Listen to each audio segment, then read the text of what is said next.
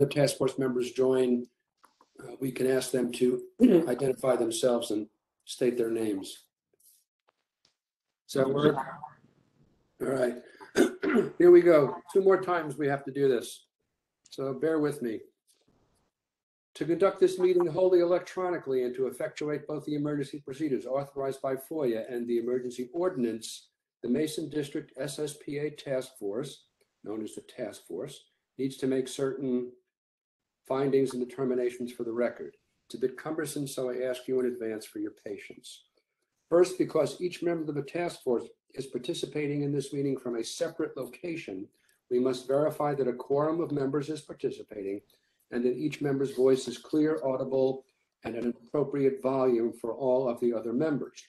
Accordingly, I am going to conduct a roll call and ask each task force member participating in this meeting to state your name and the location from which you are participating.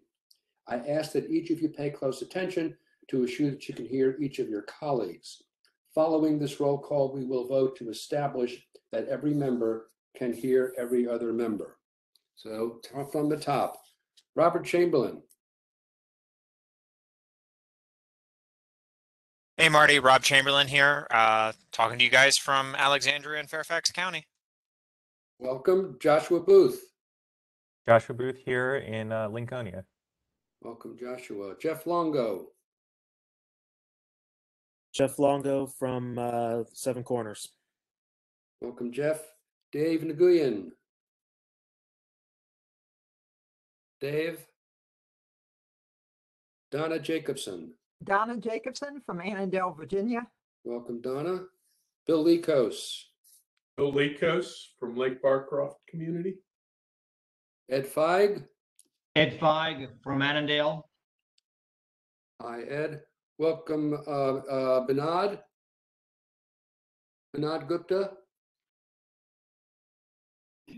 Jan Keys.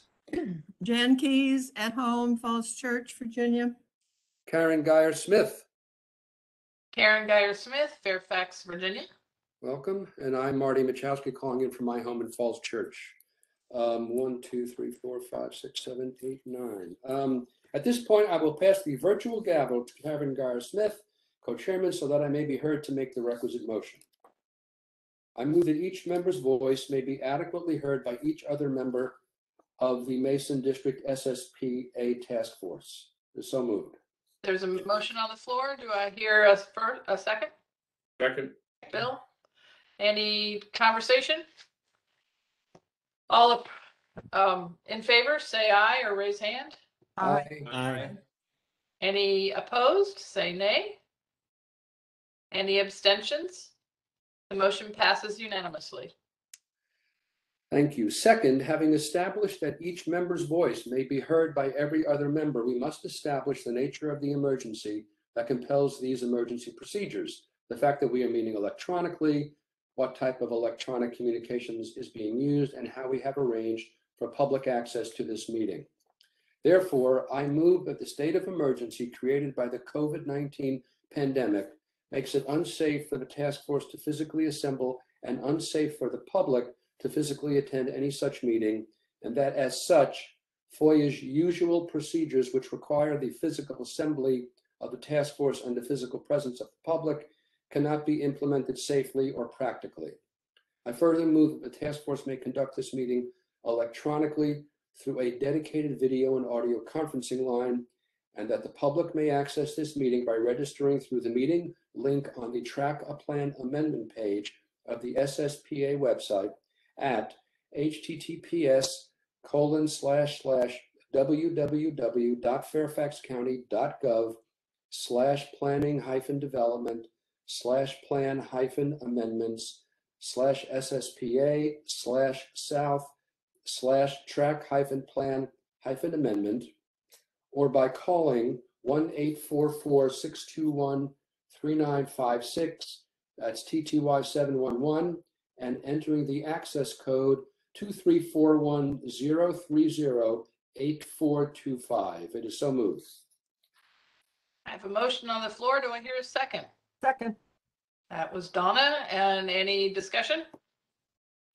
Okay, all in favor, please say aye. Aye. Aye. Any opposed? Say nay. Any abstentions? Without hearing anything, the motion passes unanimously.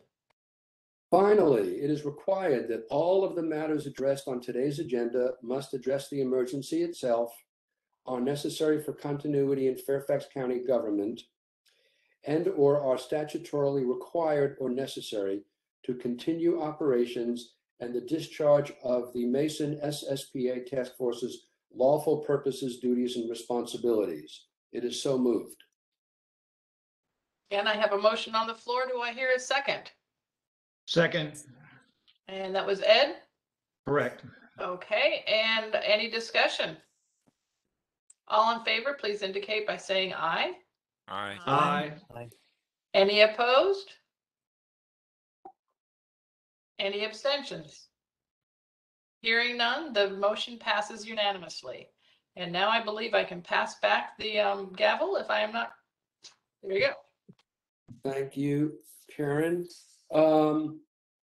Before we move into the staff presentation on the transportation policy issues, are there any matters from the staff or from task force members for discussion at this point? Seeing none. Michael, I will turn the gavel or the microphone to you and staff from FC DOT, who's going to present the transportation analysis. We did receive, I don't know if all task force members have had an opportunity to take a look at that. We did receive yesterday the draft presentation and updated presentation this afternoon. I would ask that during the presentation, if we could stop at 2 points on slide 8, which is a summary slide for the church, and on slide 11, which is the summary slide for the mosque, and see if we if any questions from the task force on those two studies, and then we can complete the presentation and move on from there, if that's okay. So with that proviso, let me defer to staff to kick this off. Sure. Thank you, Marty. Thank you all who are in attendance, panelists, and members of the public. Feel free at any point throughout tonight's discussion to stop if you have questions, particularly for the task force. We're happy to speak to those and answer those questions. We have, as Marty mentioned, FCDOT here to share the operational analysis specifically for First Christian Church, their proposal. And we have Wells and Associates, Grady Vaughn here, who was a part of conducting that analysis and working with FCDOT to answer your questions as well. We'll go into more detail towards the end. I think bullet number 3 on our agenda is for schedule and process updates. We do want to provide an update regarding Dar al-Hijra, where we are in the review of their amendment, as well as to talk about the expansion of the schedule potentially into early January. We may need one additional meeting, and we'll walk through those details a little bit later. With that, I'm going to go ahead and turn the presentation over to Sean Schweitzer from FCDOT. And Sean, you just let me know if you want me to share or if you want me to make you the presenter, whatever works for you. Did you, I mean, if you have the most recent Presentation up? Yeah. Got you covered, sir. Give me 1 second. Yeah, the one that I just sent over.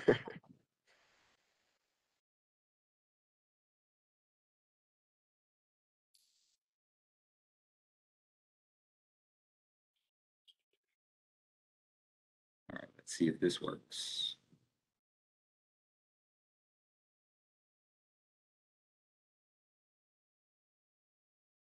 Are you all seeing the presentation or? Yep, I can Or see is it. it your deck? Yeah, we're seeing the You're seeing the power. deck? Yeah. Okay. All right, let me. How's that? Presentation. Thing the presentation, not, Notes. yeah. Yeah. Can you go full screen? Yep, let's see. It's one of these settings.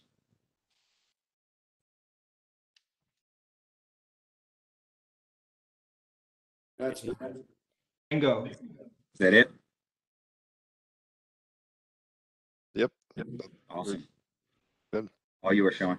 Okay, so good evening, everyone.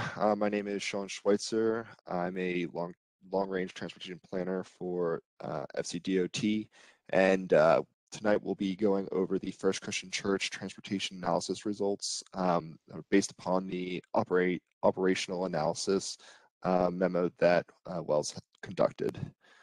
So for the agenda tonight, we'll kind of go over the site information regarding First Christian Church. Then we'll get into the trip generation and assignments, and then we'll talk about the level of service, and then the conditions. We'll look at 3 different scenarios: the existing, what's happening now, today, future without the development of the First Christian Church, and then also the future with the development of the First Christian Church expansion. Then we'll talk a little bit about the Islamic Center, the Dar al-Hijra site and status, and then we'll look at the implementation of bus rapid transit along the Route 7 corridor, and then wrap up with the summary/recommendations. Next slide.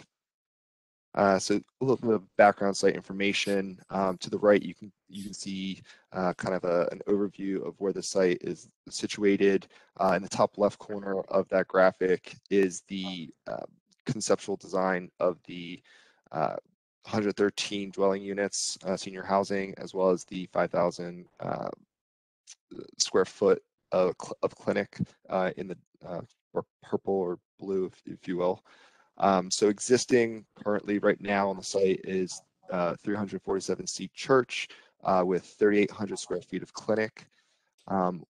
What is being proposed is keeping the church, the 347 seat church, and adding the 113 units of senior housing, and then 5,000 square feet of clinic. And a little note, there are 2 access points to the site, and right now there are no changes being proposed to those 2 access points on Route 7. So next slide. Just kind of going over a little bit of the level of service, how we look at level of service.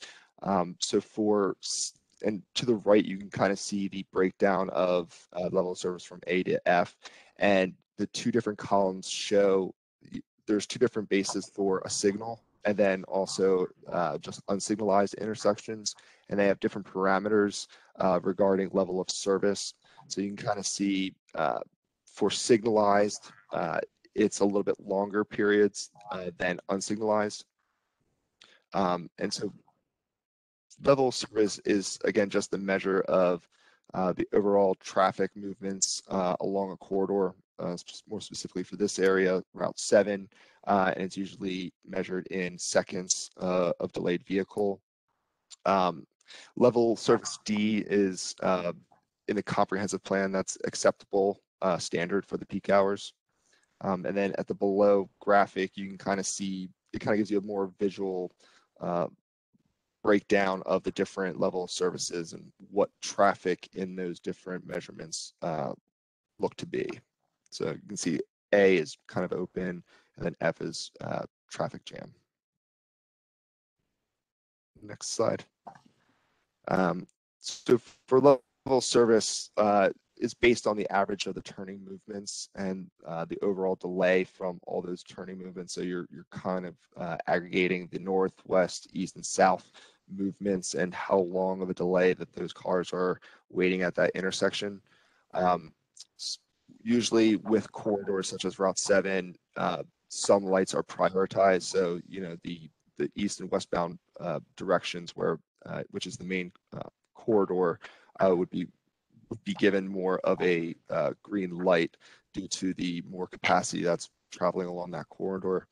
An intersection can also have specific turning movements that might be worse than other turning movements at that intersection, but we look at the overall level of service for that intersection and usually don't pull out the specific movements if it's not too much of a drastic impact. Next slide. So looking here, we have just the Route 7 corridor, and you can kind of see the different intersections numbered. Patrick Henry Drive, which is the signalized intersection, and the 2, 3, and 4, the 2 driveways is 2 and 3, and then Peace Valley Lane and Route 7 is number 4. You can kind of see existing what the turning movements are today, and I believe we took the traffic counts that were conducted in 2019, right before pre-pandemic, that was occurring at the church. So you can kind of see the second box. I have to zoom in a little bit, sorry. You can kind of see in the morning, so the dash line or the slash, sorry, the slash line kind of shows the first number is AM and then the second number is PM. So you can kind of see at the first, second box, but first driveway going in, taking the left, coming from southbound, you can see 6 in the morning and 5 in the afternoon. And then you can kind of see 1 entering from the driveway, going onto Route 7, taking a left. Thank you for maximizing that. It's kind of hard to see if you don't zoom in. But you can kind of see the morning and afternoon peak hour trips coming and going from the site.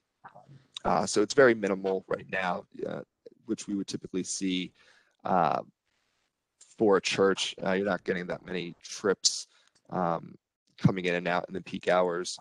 I believe the clinic that's existing doesn't open until 10, so usually that's just outside of the peak period. So it's very minimal trips currently existing right now.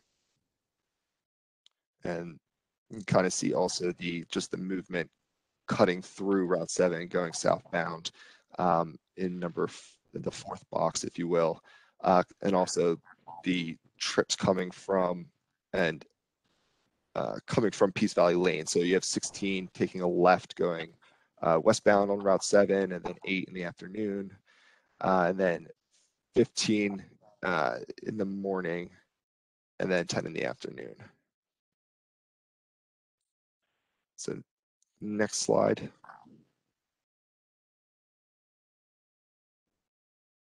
And so this is kind of the overall level of service from that chart. We kind of see the different intersections. Again, Patrick Henry Drive is on a different parameter. It's a signalized, but it's still operating at level of service D in the morning and C in the afternoon.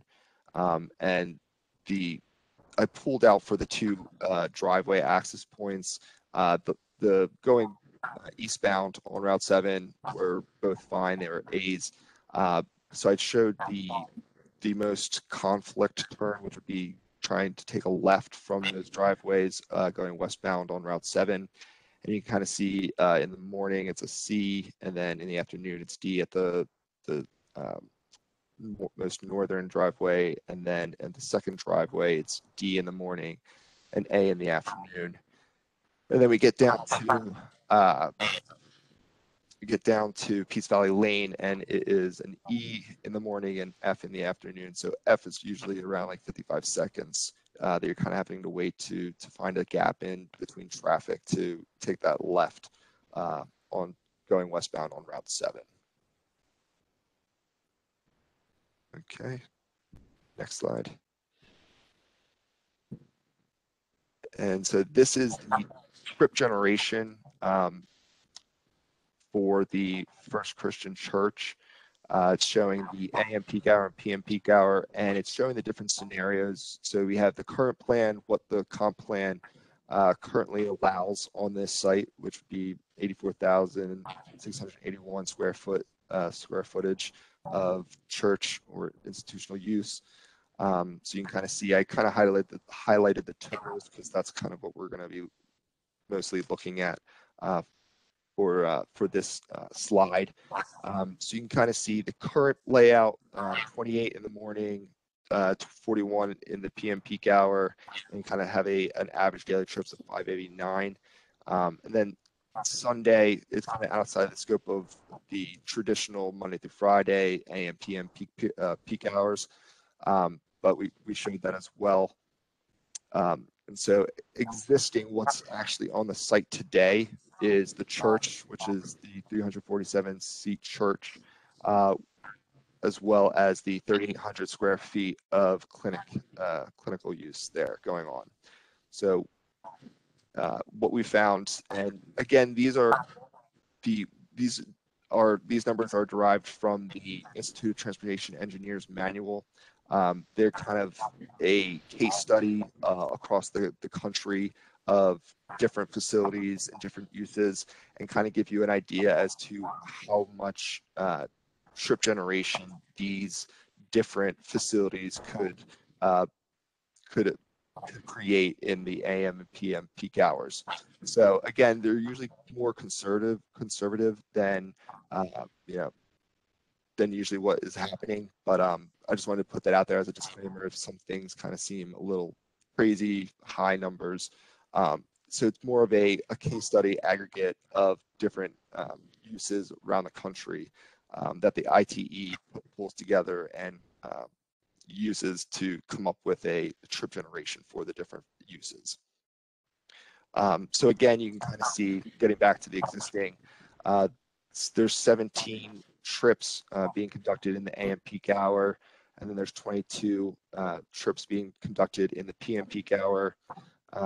Right now, there's approximately 298 average daily trips being conducted on the site. And then for proposed, this is what the proposed site would like to do, is you would keep the existing 347 seats church, and then add the additional 113 units of senior housing, and then a 5,000 expansion of clinical use. And so that would create 43 trips in the AM peak hour, and then 44 trips in the PM peak hour, and a total for 773 average daily trips. So this gray bar kind of shows you the breakdown comparison. The first row shows you the proposed development minus the existing. So what the difference would be if the development were to be built. So you'd have 26 additional trips in the morning in the AM peak hour, and then you'd have 22 trips, added trips in the PM peak hour, and then 475 average daily trips added, and then you have the Sunday average trips as well as 366 additional trips. The second row, it shows the comparison between the proposed site development and then also what's currently in the comprehensive plan, or what it could be built out to. So that would show between those, the proposed and the current, would show a 15 trip increase in the AM peak hour, a 3 trip increase in the PM peak hour, and then 184 trips average daily from proposed compared to current plan. And then there would be a decrease of 1,554 trips from the what's being proposed to be developed, to what is currently allowed in the current comprehensive plan. So stop here and do some questions. Sure. I have a couple of questions, and then I'll defer to other task force members if they have questions. The numbers that we see in the columns, those are based on the 2019 traffic study? No, these are based upon case studies that come out of the Institute of Transportation of Engineers manual. And so pretty much it's an aggregate of different case studies that the ITE goes out and does real life counts. And so what they try to do is use those real life scenarios, and typically I think they usually do rural suburban areas, and they kind of add all these case studies up together to kind of give you an estimate or an idea of what to expect, you know, based upon square footage and the type of use. So these are kind of more of a estimation, if you will. They're not in any way kind of based upon, what's actually occurring today. We can go out there and collect these numbers. I recognize today, we've been in this COVID period, and the reason we didn't use the 2019 numbers that you actually had was. No, so we use them in the trip distribution. So if you Right, but to do the level of service analysis. yes. Okay. So when you didn't use it here. No, so usually when you try to do this, since when you look for proposed, you can't really do an actual count. You can't go out there. So Right. This is also based upon trying to give you an overall idea. I got you. Based upon real life scenarios or case studies that the ITE goes out and collects. Okay, one more question. Under the proposed development, you show the same numbers for the church. You show the senior adult housing. You show the new institutional use, the new 5,000 square feet, but there's nothing that accommodates the 3,800 square feet of institutional use in the church, which will remain. I assume that the church, may do something with it, would be open to a beneficial community use for that facility. Those numbers, the 145 average daily trips that you've assigned to that, is disappeared. I can speak to that a little bit, Marty. So it's our understanding in the proposal that the 3,800 square feet that currently exist in the church today would move into this 5,000 square feet that's in the facility. So this would, the space that the church is currently using would go back to the church. The clinic would essentially transfer over. I understand that, Michael. However, there's still 3,800 square feet available Which is in the church. Which is the church, and that only when we do the analysis for the church, it's based on the number of seats. So the number of seats, for example, in the sanctuary doesn't change. That ancillary space that they use to support church services can continue to be used in some way for whatever the church's programming needs are. Right. But it doesn't necessarily mean that it would be a new use that would go into that 3,800 square feet. Okay, I mean, I understand what you're saying, but what it sounds to me is like you're not counting it, because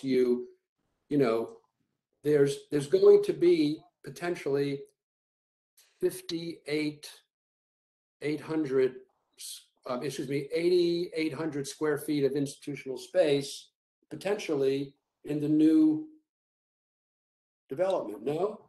When we count the church, we don't count the square footage. The reason you see the 3,800 square feet here is because it's associated with the institutional use, which is the clinic. Right. But for the church, which is its own institutional use right above it, right, we only count the number of seats in the church. So the square footage. Okay. I hear you. Perhaps when we finish this, we can ask a representative from the church to give us some sense of what they might use with that space.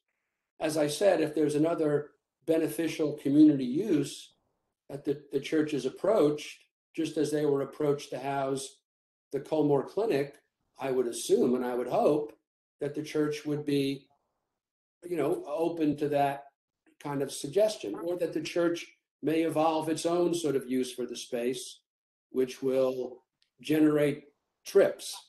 So, I just don't understand why we seem to have eliminated that from the analysis. But I understand your explanation, Michael. I'm just saying there seems to me in my mind a little bit of an inconsistency. There's 145, 145 average daily trips that we're attributing to that space based upon just the square footage of the space. We're not doing actual counts. We're not counting how many people come to the clinic. And, for consistency's sake, we should be including that 145 average daily trips in the proposed calculation. That's just, my view. So anyway. Can I ask a question? I have a. Sure. Sure. I don't see everybody, but I think that's Karen. It is me. I'm sorry. This is Karen. I just want some clarification on the same point. The 5,000 is in addition to the 38 or includes the 38? Includes the 38. Yes. So that It includes the 38 only in the sense that what the 38 is being used for now will be relocated into the 5,000 square feet. The 3,800 square feet remains. So let me give you another example. If there is a church or a place of worship use that's built in the county, when we do, at least for the traffic assessment, we only evaluate the number of seats. That shows the capacity on a given Sunday or on whatever the day of worship is. The other uses, the other square footage that's in that, there's more than 3,800 square feet in that church, right? That's outside of the sanctuary. That can be used for church programming. That isn't explicitly counted in this analysis. The only reason you see the 38 segmented out here is because we know it's being used for the clinic itself. If the clinic wasn't there, we would treat it as support space for any place of worship. We wouldn't separate or call out that additional space in any way. Right. Now, if to Marty's point, if some other use, right, were to go into that space, or the church wanted to bring some other use into that space, they would have to go through another process that would allow the consideration of that, so we would understand the impacts. But in this particular case, since it's moving over, that 3,800 square feet goes back into the institutional use that's associated with the church. And I just want to point out, as the task force is looking at this chart, right, this is Clara Johnson with Planning and Zoning, that a clinic use does generate, I mean, that's such a small square footage, but it actually generates a larger number of trips. It's a trip generator. It was important to call it out, even though it was a small square footage. And even if we did want to replace that with a couple more seats, I mean, it wouldn't be accurate because it's not adding seats, but what would we replace it with? Would be a question for us to consider. Yeah, but Clara and Michael, again, if the area is zoned for institutional uses, that's the current zoning on the site. In addition, as I understand it, the Comor Clinic today only operates 3 days a week, and that the vision, and it's a good one, is that when they relocate the Comor Clinic to the 5,000 square feet, it will operate 5 days a week. So this assumes a clinic, an institutional clinic, that's not assuming 3 days a week. It's not, and that's the reason we share these numbers, which give a sense of magnitude of difference. And it's different than what the transportation analysis that the following slides will discuss. These are national averages, give you a sense of scale. That's its primary utility, these numbers. These are not numbers for this clinic. These are numbers for a clinic, national averages. So these are okay. Are there other task? Karen, are you finished? Are there other task force members who want to comment on this chart? Can I ask a question? Who Yes, was correct. It's Bill. Oh, hey, Bill. So so we're really talking about 1,200 additional feet dedicated to the clinic, and that the numbers shown are consistent with traffic generation for that kind of facility anywhere. And that the counting of the traffic and the space for this proposal is consistent with how all churches are treated in land use analysis in Fairfax. Is you count the seats as the primary basis of traffic generation. Is that correct, Michael? That's correct.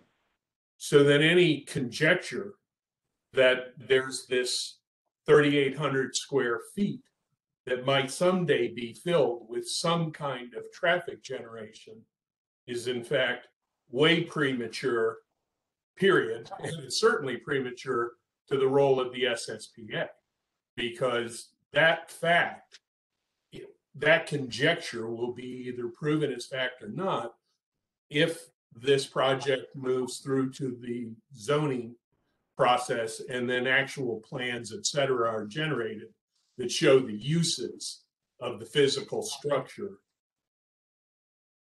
being proposed. Is that a fair statement?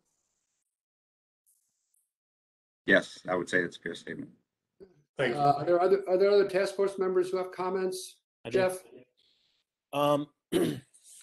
So I'm trying to just take this from a magnitude. I'm trying not to look at each individual line item, but rather looking at what is, existing versus the current plan, and then existing versus the proposed. And what I am seeing is that, well, first of all, I'm kind of shocked that the existing versus the current plan is it's only a fraction of the current plan, yet our peak, our peaks are already at D, which I know you say is acceptable, but beg to differ on that.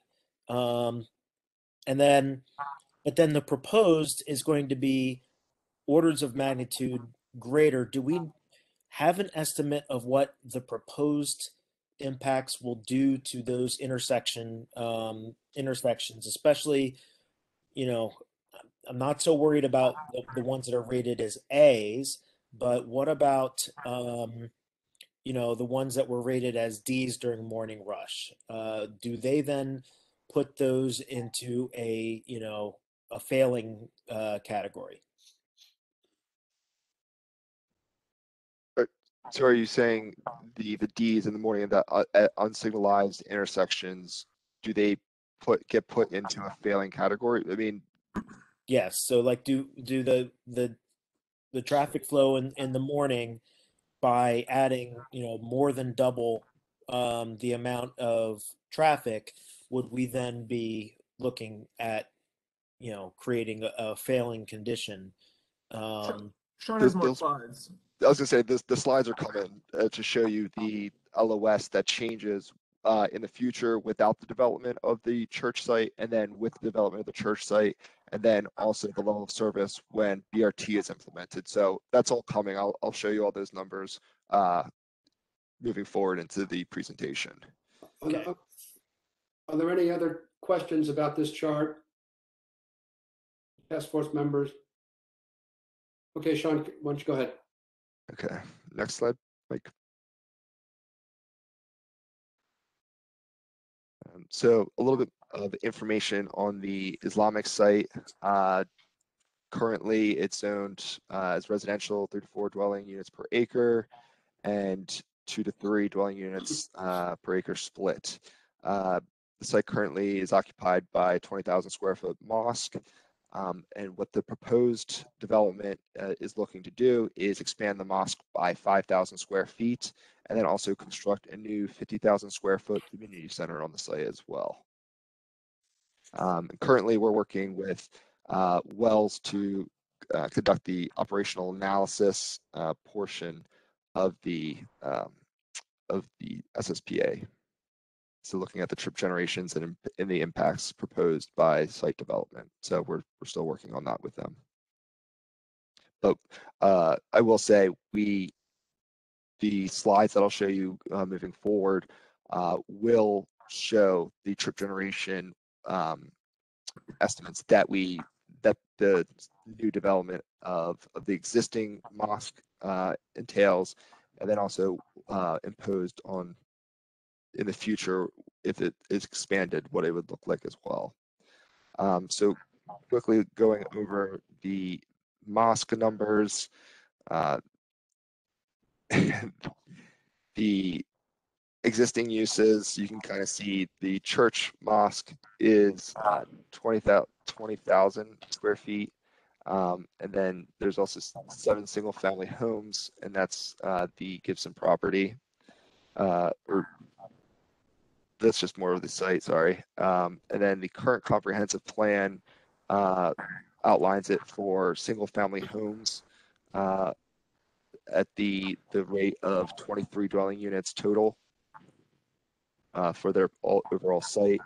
And what the mosque is proposing is 7 single family homes, Gibson property, the church, or the mosque at 25,000 square feet, and then the community center at 50,000 square feet. So you can kind of see the breakdown of the trips in the AM peak hour and the PM peak hour.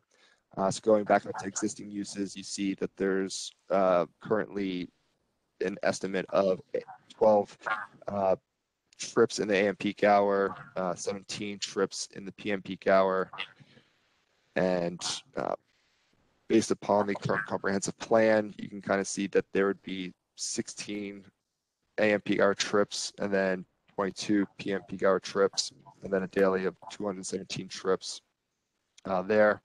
And then for the proposed total, the trip subtotal for the AM peak hour for the proposed site development would be 109 in the AM, and then PM peak hour would be 144 trips for that time period, and then an estimate of 1,600, approximately 1,600 average daily trips from the proposed site development.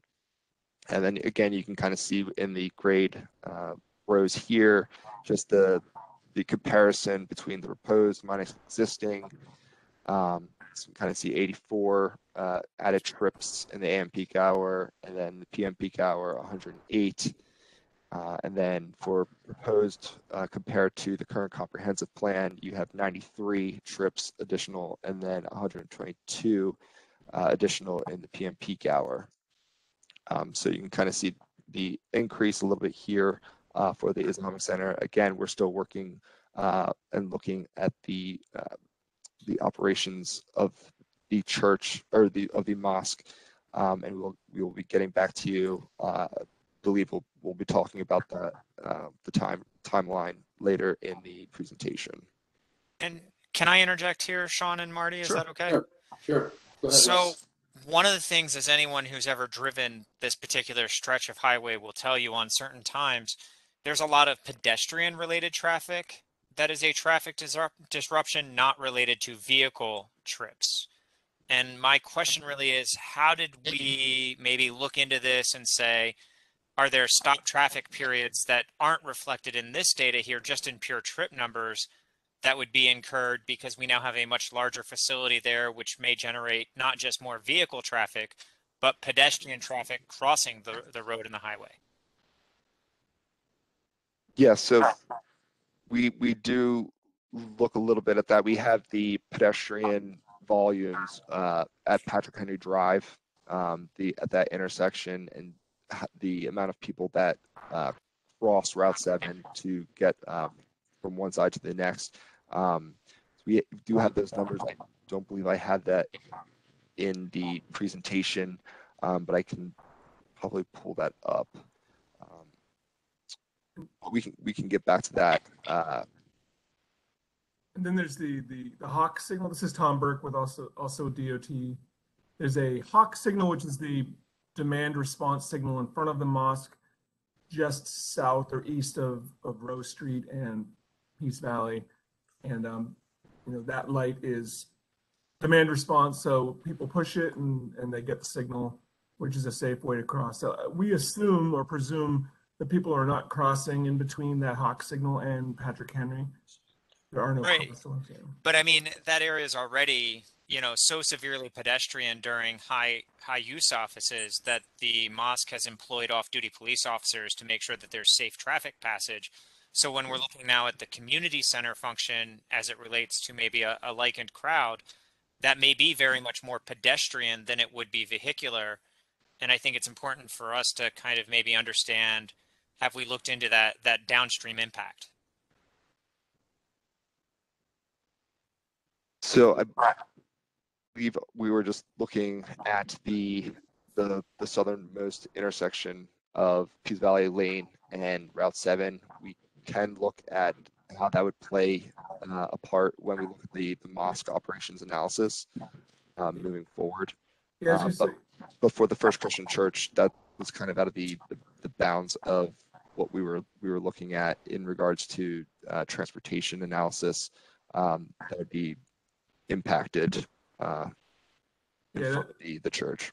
that's probably something we need to look at in more detail when we bring back the Islamic Center. But the First Christian Church, I do understand it's in the background. It's a factor, but it's just outside the study area of the church. So I think we'll look at it when we come back with the Islamic Center.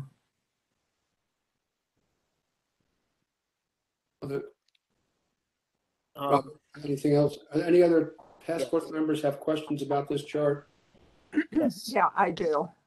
Go ahead, Donna. I'm a little confused. I may not be reading it correctly, but now it looks like on the church here, on this one, on the mosque, the units is square feet. Is that how you're basing your trip? Because I thought we had talked about on the previous chart that they were basing it on the number of seats or the number of capacity of the church. That was a question of mine as well. So I don't believe the way that the mosque works, I don't know if there's actual seats. Can someone confirm that? That's correct. And if I'm not mistaken, I can follow up with you on this. The ITE trip generation doesn't calculate a mosque in the same way it does a church. For that reason, the mosque doesn't have an actual seat count. It just seems interesting, though, that if you can do it by square feet for one religious church, that it might be an interest. It might be a good way to do it consistently for both churches, but I don't know. And I think the neighborhood around the Islamic Center has some experience with that, where I think when this proposal first came to the county, I believe it was evaluated more like a church, and there was an estimate of parking need resulting from that. And I think there's some lessons learned where we understand that account for usage of a mosque and attendance at a mosque is more akin to square footage and not there isn't a seat count we can rely on. But again, these are just the national averages. It's for your information to get a sense of magnitude, and then the additional information that we bring is a specific look at this area and these specific uses. And I know that those are some of the slides that follow. So let me ask. So we use square feet for one. We use the number of seats in another, and we ignore the square feet. Is these? I mean, I live in the neighborhood. I drive through the street. The notion that the existing use is 5 cars in and out in a peak PM hour, it's just based on my personal observations, is laughable. And the notion that there's, and I'm not saying it's good or bad, but this significantly, and this is the problem with using these ITE national averages. This is Route 7 in Fairfax County, where we should have traffic counts, and we do have traffic counts. But we've used these national averages because, and so here we're also showing that the mosque will expand by 25%, and we'll add one car.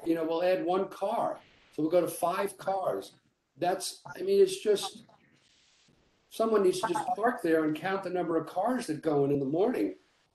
It's just, you know, I mean, this is the way analysis is done in the county on transportation issues. It's not not surprising we're in the mess we're in on transportation, and particularly on Route 7. It's astonishing that we can do an analysis and say that there are 4 cars an hour in the 9 o'clock hour, the 10 o'clock hour, and the 11 o'clock hour that trips generated from the church. I mean, it's just absurd. This is typically between 6 a.m. and 9 a.m. for the AM peak, and between 3 p.m. and 6. And it's even more absurd. Okay, well, we have to use the data that we have access to. Yeah, Marty, let me comment as someone who spends his daytime hours dealing with traffic planning and projects. We have looked at the level of service. That is based on reality, current actual counts, probably through 19. Obviously, if you weigh in the pandemic, you're going to see actual traffic counts have dropped precipitously, which for planning purposes, if you baseline that, you could approve almost anything because you'd be building off of a false base of reduced traffic volume. I deal with this on I-66 every single day when we do our traffic analysis. Although I will tell you that the counts I see in my day job are a lot different than these numbers that more appropriately resemble the traffic at the drive-through at Wendy's on the Seven Corners lot than they do any other major traffic facility in Fairfax County. Now, the ITE data is the standard. It is what is used to estimate future impact. And since you can't count the future, that is the best data set you've got. So anecdotal observations of driving around and how many cars you observed coming out of the mosque at 6 a.m. are somewhat immaterial, frankly, to our setting up and moving these 2 projects forward into the zoning phase where we can get more substantial data based upon the actual design proposals, et cetera. But I'm not put aside. I drive this area as frequently as anybody on the call, I suspect.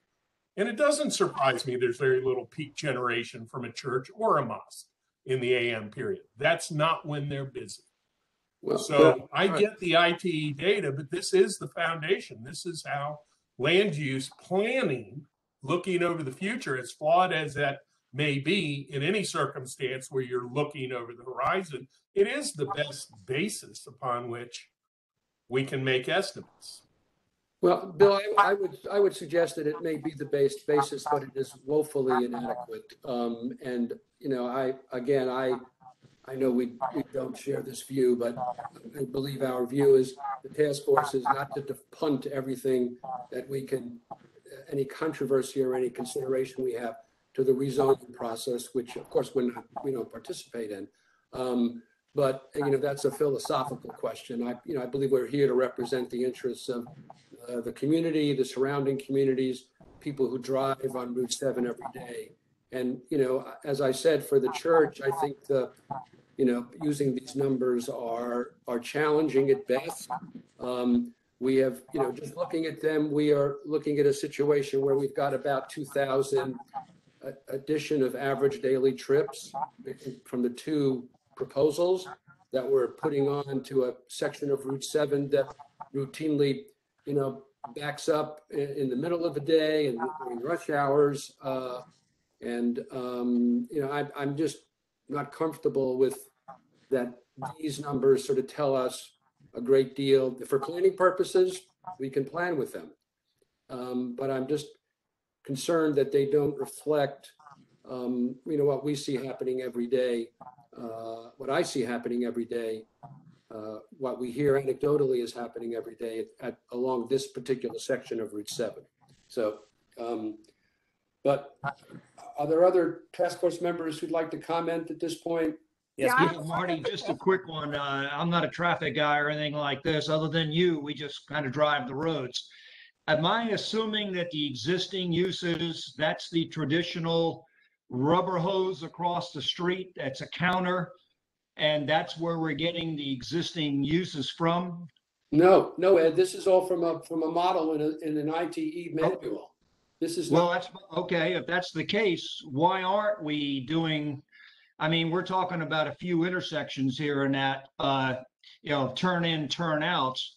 Why can't we put counters on those and get at least a good baseline of actual? So what you believe is happening on these roads, Marty, what you see is actually reflected in existing uses. I understand projections, as best as possible on that. So I don't know why, and I'm going to defer to the Fairfax folks, but the level of service analysis provided is based on real-time information or historical information as current as it can be. Those level of services, current level of service at those intersections as identified, are not based upon ITE data. They're based upon cars that are at those intersections and what the average delay is being experienced. And while it sounds like a grade of D shouldn't be passing, in fact, in Fairfax County, that puts it well above many signalized intersections on the major arterials. But so you have apples and oranges here. You can't count the future, so you use the ITE. You can look at the current level of service, and then I think the DOT folks will get to the point where they're going to draw a conclusion that says, based on what we would expect out of these proposed developments, here's its impact layered over the current traffic and what it would mean to level of service. I'm gonna about as good as you can get, Michael.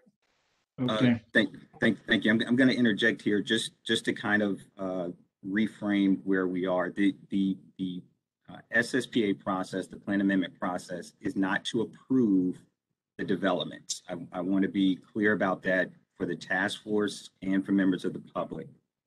The outcomes of this process are not approval of the development, but to identify where we think impacts may be and what ways we can address those impacts if we think they can be addressed moving forward. So the analysis, all of the analysis that we brought to you, not just the transportation analysis, is really taking an order of magnitude look.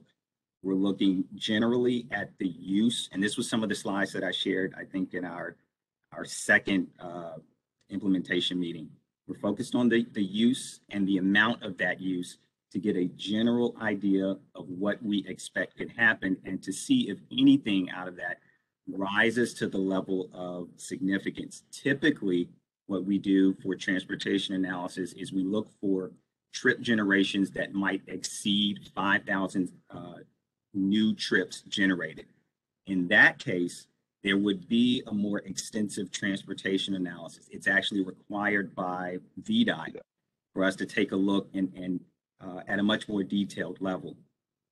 Given the uses that we're assessing here and the relatively lower intensity of the uses that are being proposed, we aren't seeing a significant increase that we think, at least at this stage, and we still have some more presentation to go through, that it's going to cause significant detriment to the network. Now, again, and I know, and Marty is absolutely right.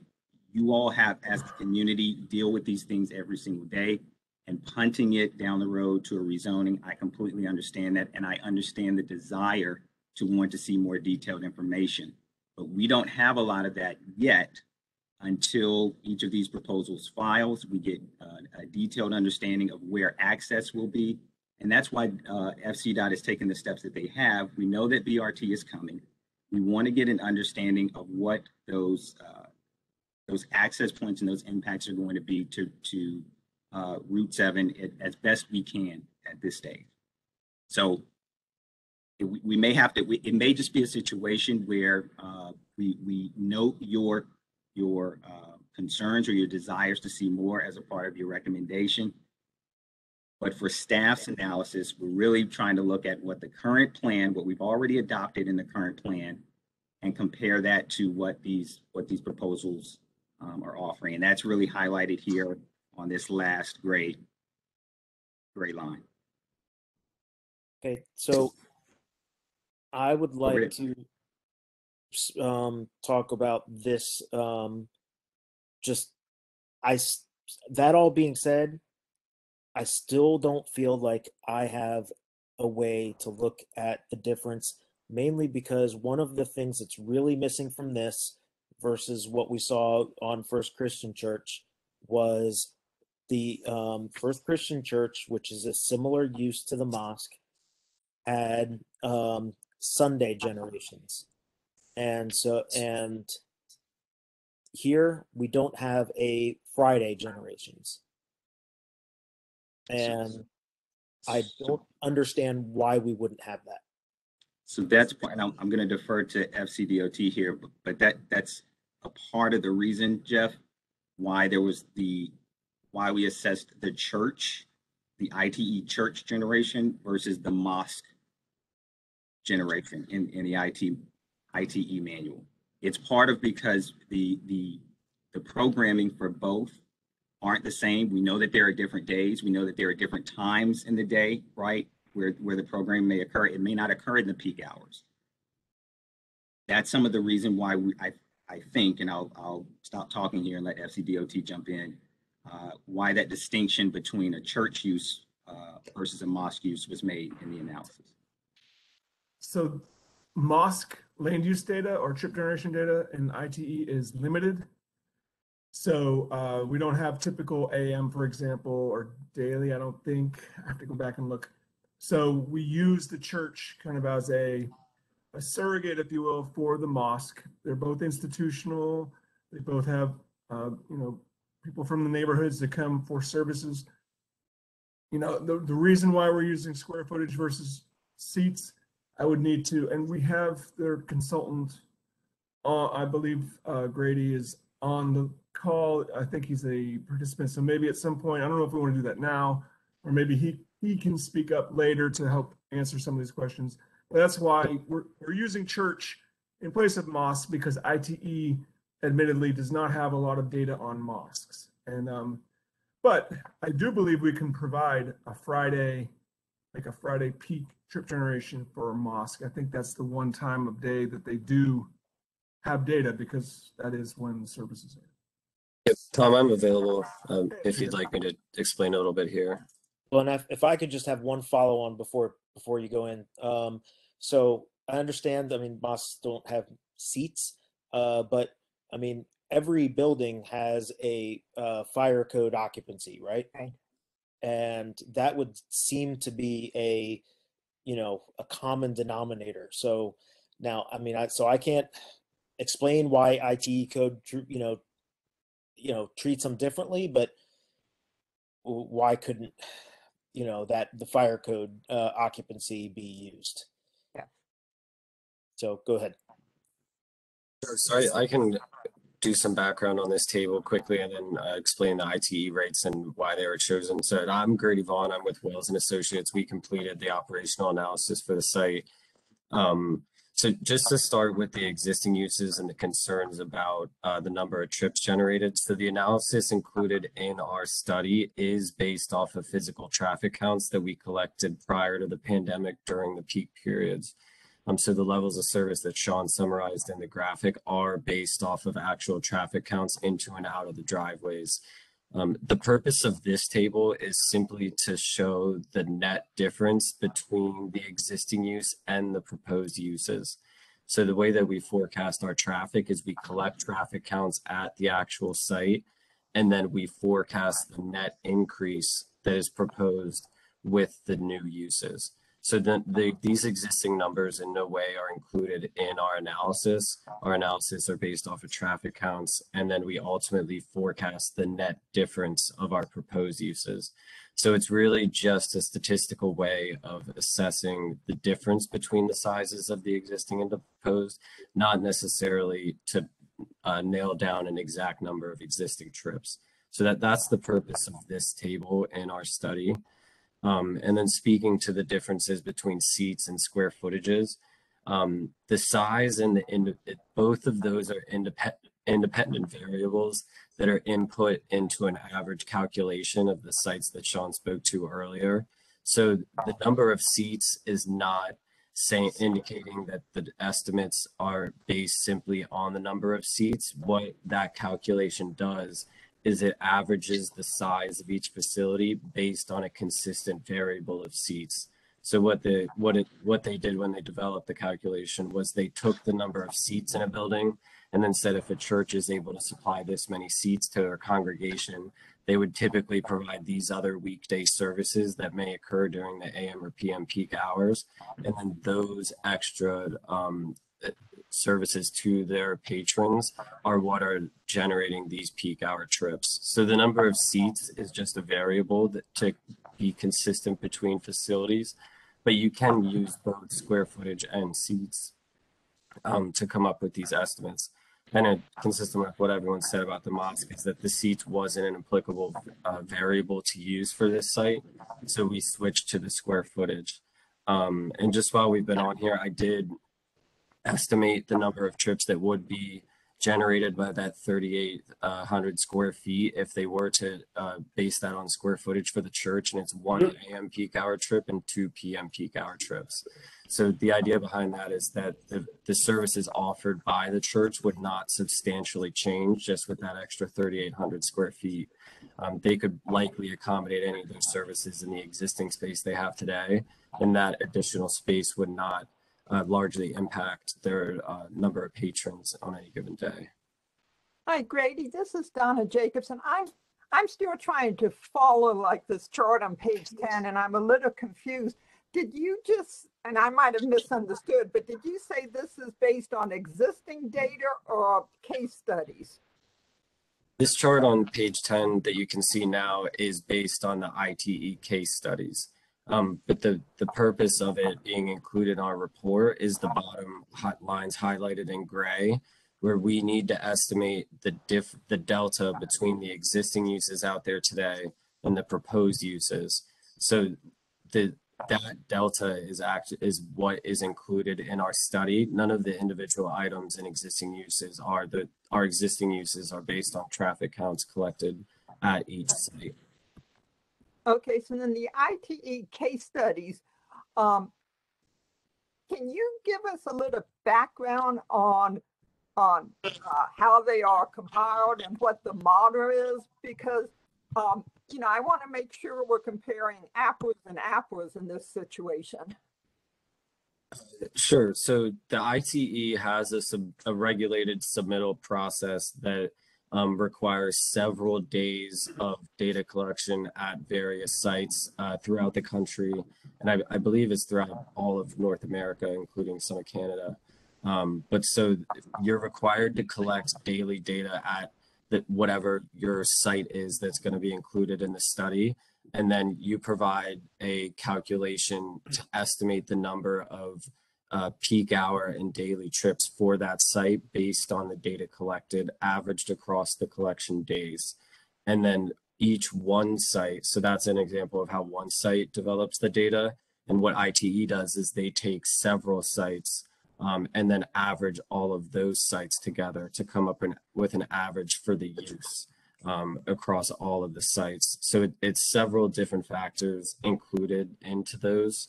But the idea is that when they average all of the different sites and all the different locations together, you have an acceptable rate to estimate the number of trips for a development that doesn't exist yet.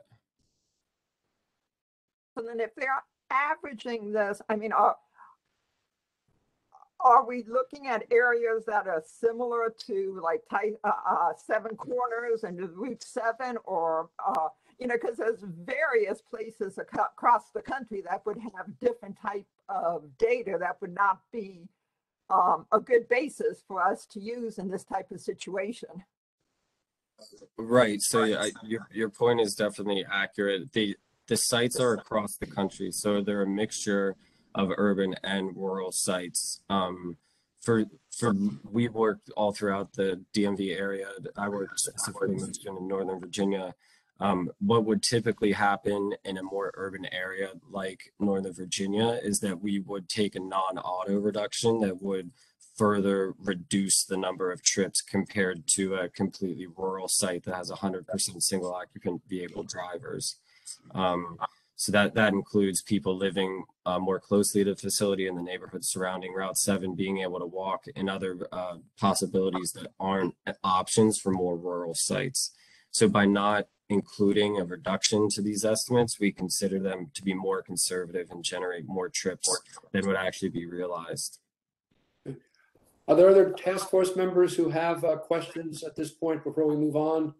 I kind of want to go back to the fact that we still have missed the larger impact here, which isn't vehicular traffic. It's really as it relates to this secondary part of the plan. And I know that today our focus is not necessarily on the mosque, but we were just presented with the mosque traffic slide details. And we're missing, like we're even seeing in the Q&A part of the chat, the sidewalks. Not to mention the larger thing that's going to happen here is there's a plan to redevelop this particular part of Route 7. And how does all of this tie in with even that, with the increased traffic load? So we have a traffic model that we use to generate background growth rates. So we have 2020 traffic, and I believe, Grady, your data is actually from February 2020. I believe this is the one that you just got in before the pandemic hit. So, but then when we analyze the 2040, or actually 2045 conditions, we have to grow that background traffic, and that is developed using a model, bear with me, that has all of the Seven Corners planned land uses in it. So all of the redevelopment that's planned at Seven Corners and at Bailey's, for that matter, is in the model, and that being in the model will lead to an appropriate growth rate to apply to the 2020 traffic counts to push it out to 2045, so that we are accounting for Bailey's and Seven Corners and actually the whole region. Right, but is that accounting for the increased pedestrian impact that is a specific use case to the mosque?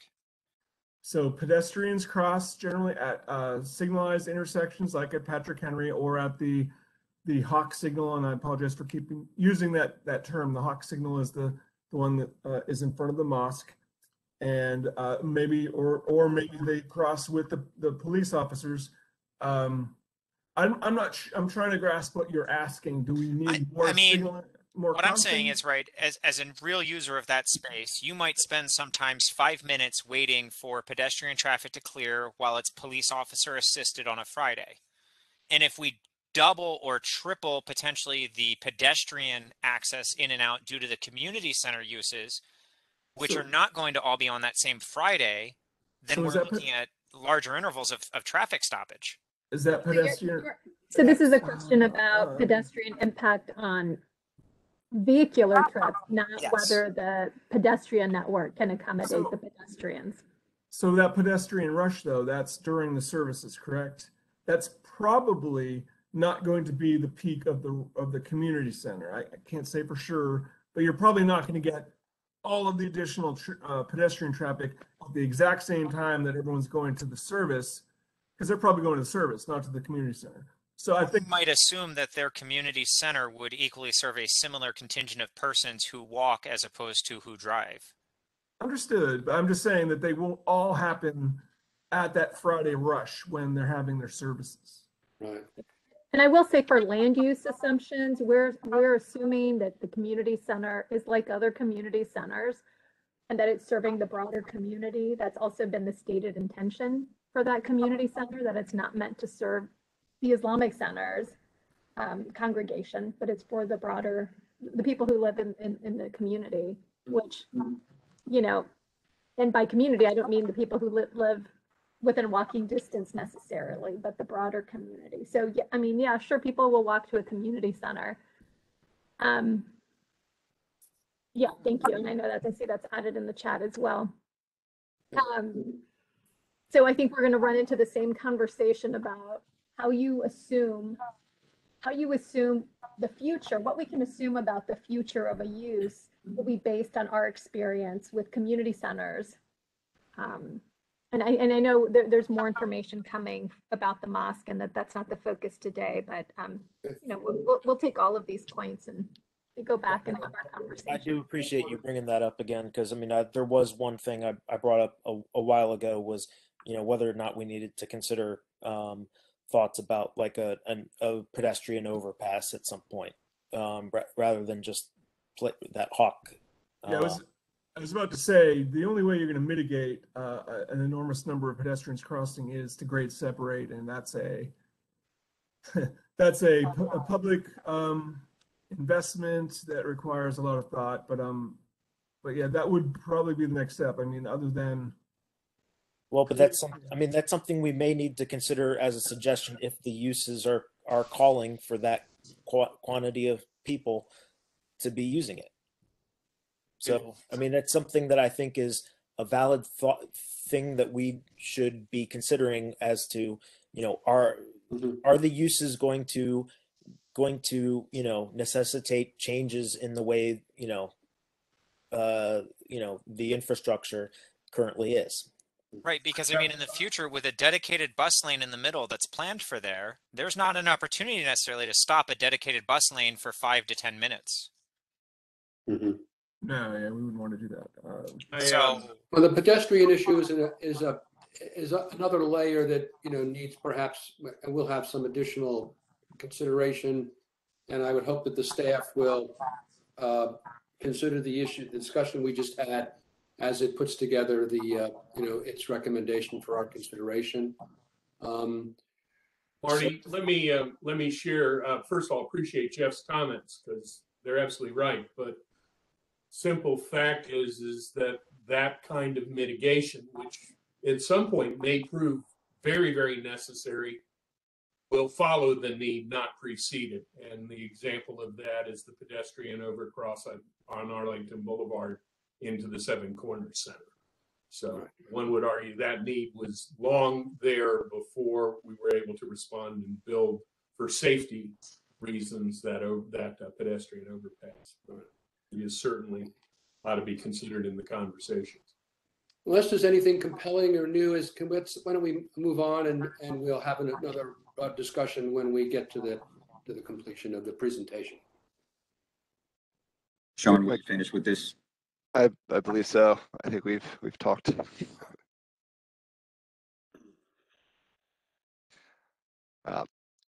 So these are future. Of course, I can't see over this. Sorry. Future trip assignments in the AM and the PM peak hour, and this is not including proposed development. So showing what the traffic would look like in the future without the development of the First Christian Church.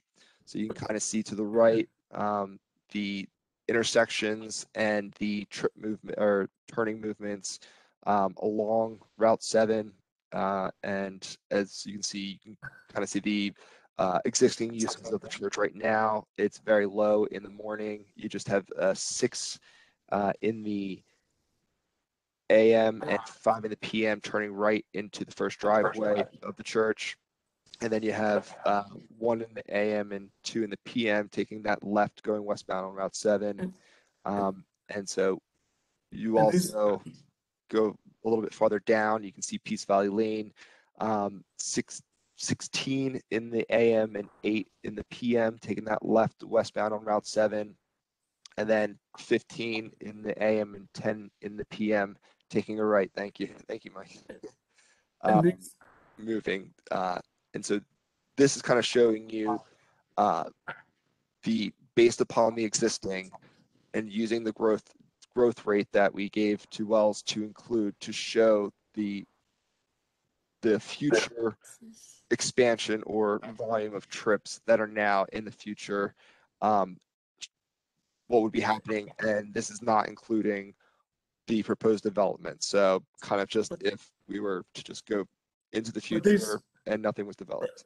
But these are what I was talking about. This is the growth that accounts for the expansion at Seven Corners. It accounts for any expansion at Bailey's Crossroads, and really even all the way up to up into Falls Church and Tyson's Corner.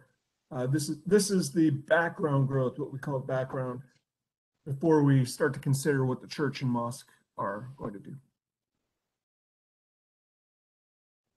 So next slide just gives you the level of service in the future without the development of the First Christian Church. So you can kind of see that the level of service kind of stays similar to existing. It's at Patrick Henry Drive. Again, it's a signal, so it's different parameters than the unsignalized. D in the morning and C in the afternoon. And then at the two intersections, and again, I'm showing you just the worst level of service, which is trying to take that left going westbound on Route 7. The other two, if you're taking a right going eastbound on Route 7, you're fine. But this is just the most conflict or implication turn. So you can kind of see that C in the morning and D at the first driveway, and then at the second driveway, it's D in the morning and A in the PM. And you can kind of go down to Peace Valley Lane. It's a little bit tougher to make that left. So it's F in the morning and F in the afternoon. And I believe that's kind of in the around like just under a minute. Trying to find that break in traffic to take that left. But if you're taking a right, you'll be fine. That's an A. So next slide. So you can kind of see, now this is, we'll be showing the site trip assignments with the proposed development of the First Christian Church. This is not including the background model. This is just strictly trips assigned to the development of the First Christian Church. So you'll see just the trips coming from that site and going to that site. What it generates. Is this just the new trips or because there's church trips in the background as well. So I think these are just the new trips. Yes, the proposed, yep. So this is what it's showing with the proposed addition of First Christian Church. You'll have more people or more vehicles coming in on the second driveway, not so much on the first driveway, but coming to the senior housing and the clinic. And so you can kind of see 19 in the AM and 17 in the PM, taking that right turn into the second driveway. And then you can see 13 in the AM and 16 in the PM vehicle trips taking that left going westbound on Route 7. And then below that, you see the 6 AM and the 7 PM peak hour trips making that right turn onto Route 7 going eastbound. And then I don't know if you can get to Peace Valley Lane. I think that's cut off. So you'd have 0 because this is just for the proposed development of the church. So you wouldn't have that. And so the next slide.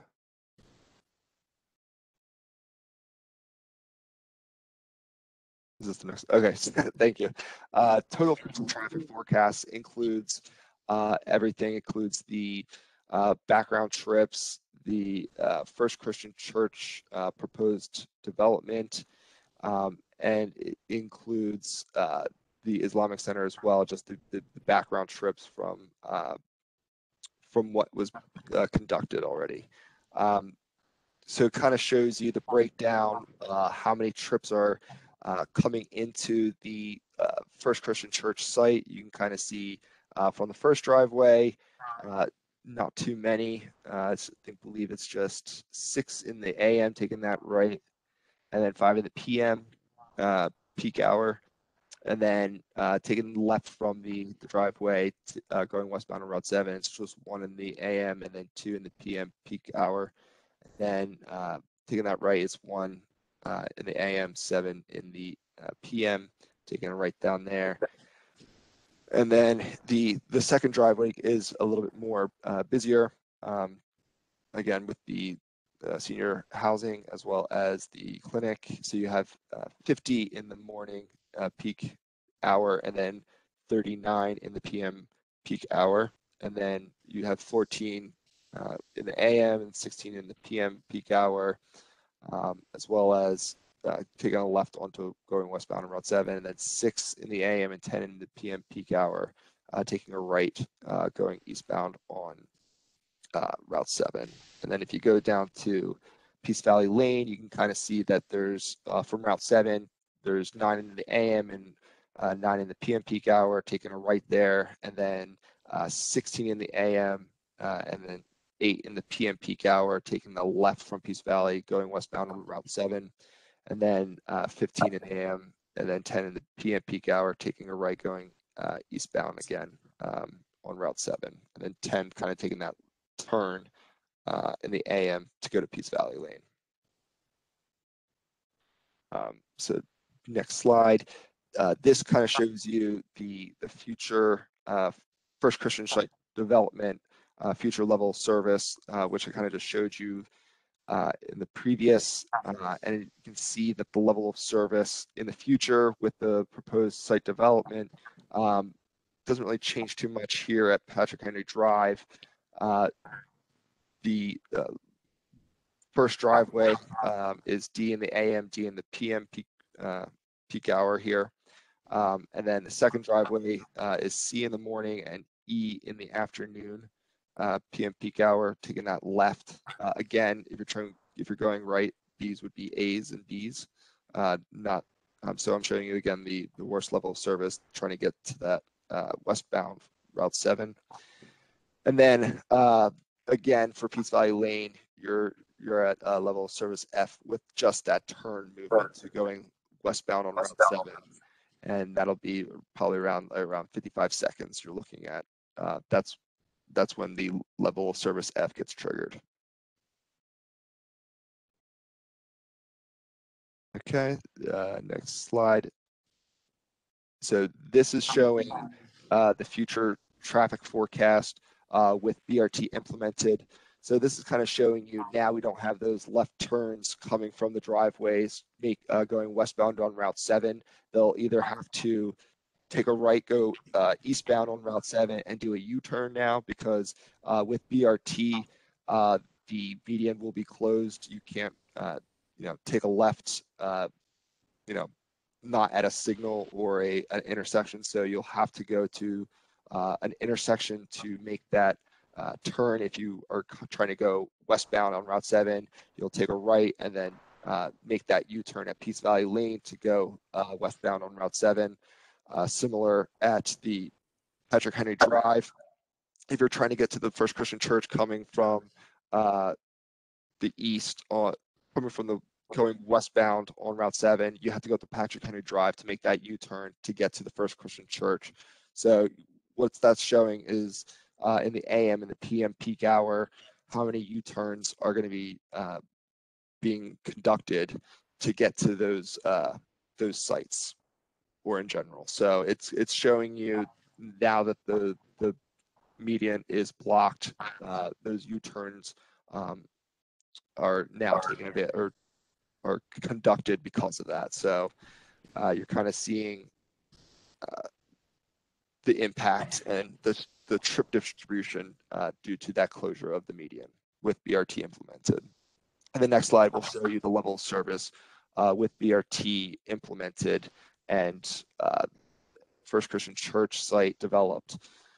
You can kind of see that now that you have that's closed, the only way you can go is right. So of course you will have okay level of service there, because it's easier going right than trying to get across lanes of traffic. Patrick Henry Drive operates in the same level of service, D in the AM and C in the PM peak hour. Peace Valley Lane and Peace Valley Lane and Route 7, again, still operates in a level of service F, trying to make that left turn. Here, we assume that there'll still be an opening here. It wouldn't be blocked off because it's kind of an intersection area. So it would still be able to do that left turn since it'll still have that access. So the next slide. So these concepts, or very high level concepts, came from phase 3 of the Northern Virginia Transportation Commission's Envision Route 7 study. These are kind of a high level look at the type of right of way that would be needed and show how the BRT would operate along the Route 7 corridor. So the picture below, or graphic below, kind of shows you the BRT operating in the median or center lanes here. Route 7 would be potentially widened from 4 lanes to 6 lanes, with the 2 new lanes being designated for BRT. And so you can kind of see that the church is right here, just where the just south of where the arrows are. So the driveways obviously are blocked off, so you'd have to take a right in order to go westbound. So you have to do that U-turn. This kind of gives you an idea of what we're looking at. I mean, again, this is just one of the phases. There are more phases that will need to look more specifically at how this would play out and more on the configuration. This was more of a generalized, high level. How would this operate? What kind of right of way would be needed?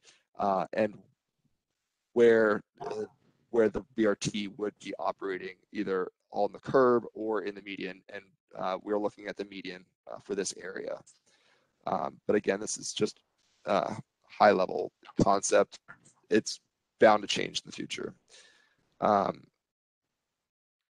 So the next slide shows the BRT concept in front of the mosque. So you can kind of see the mosque up top here on the left, and then you can see that in front of, or just below the mosque, there's a proposed BRT stop in this area.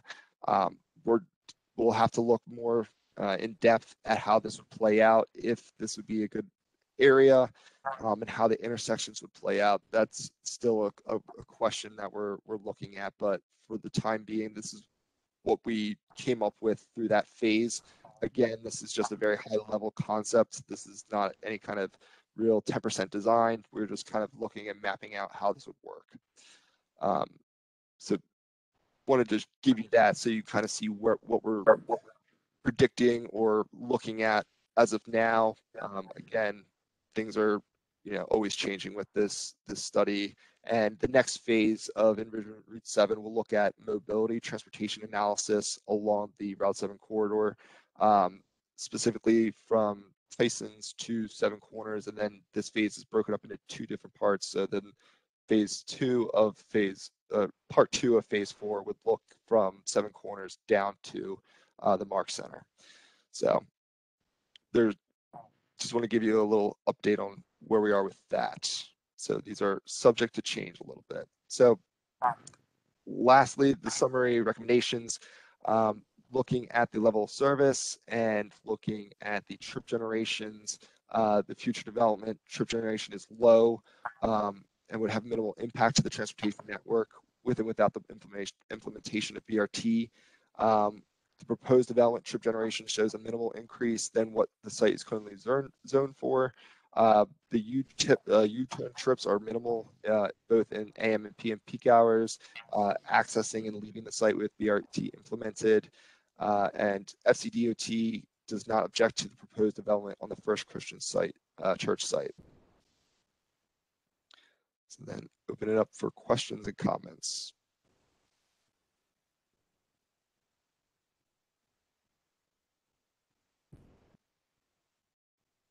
And I can jump back to any of the slides. Could you go back to the previous slide?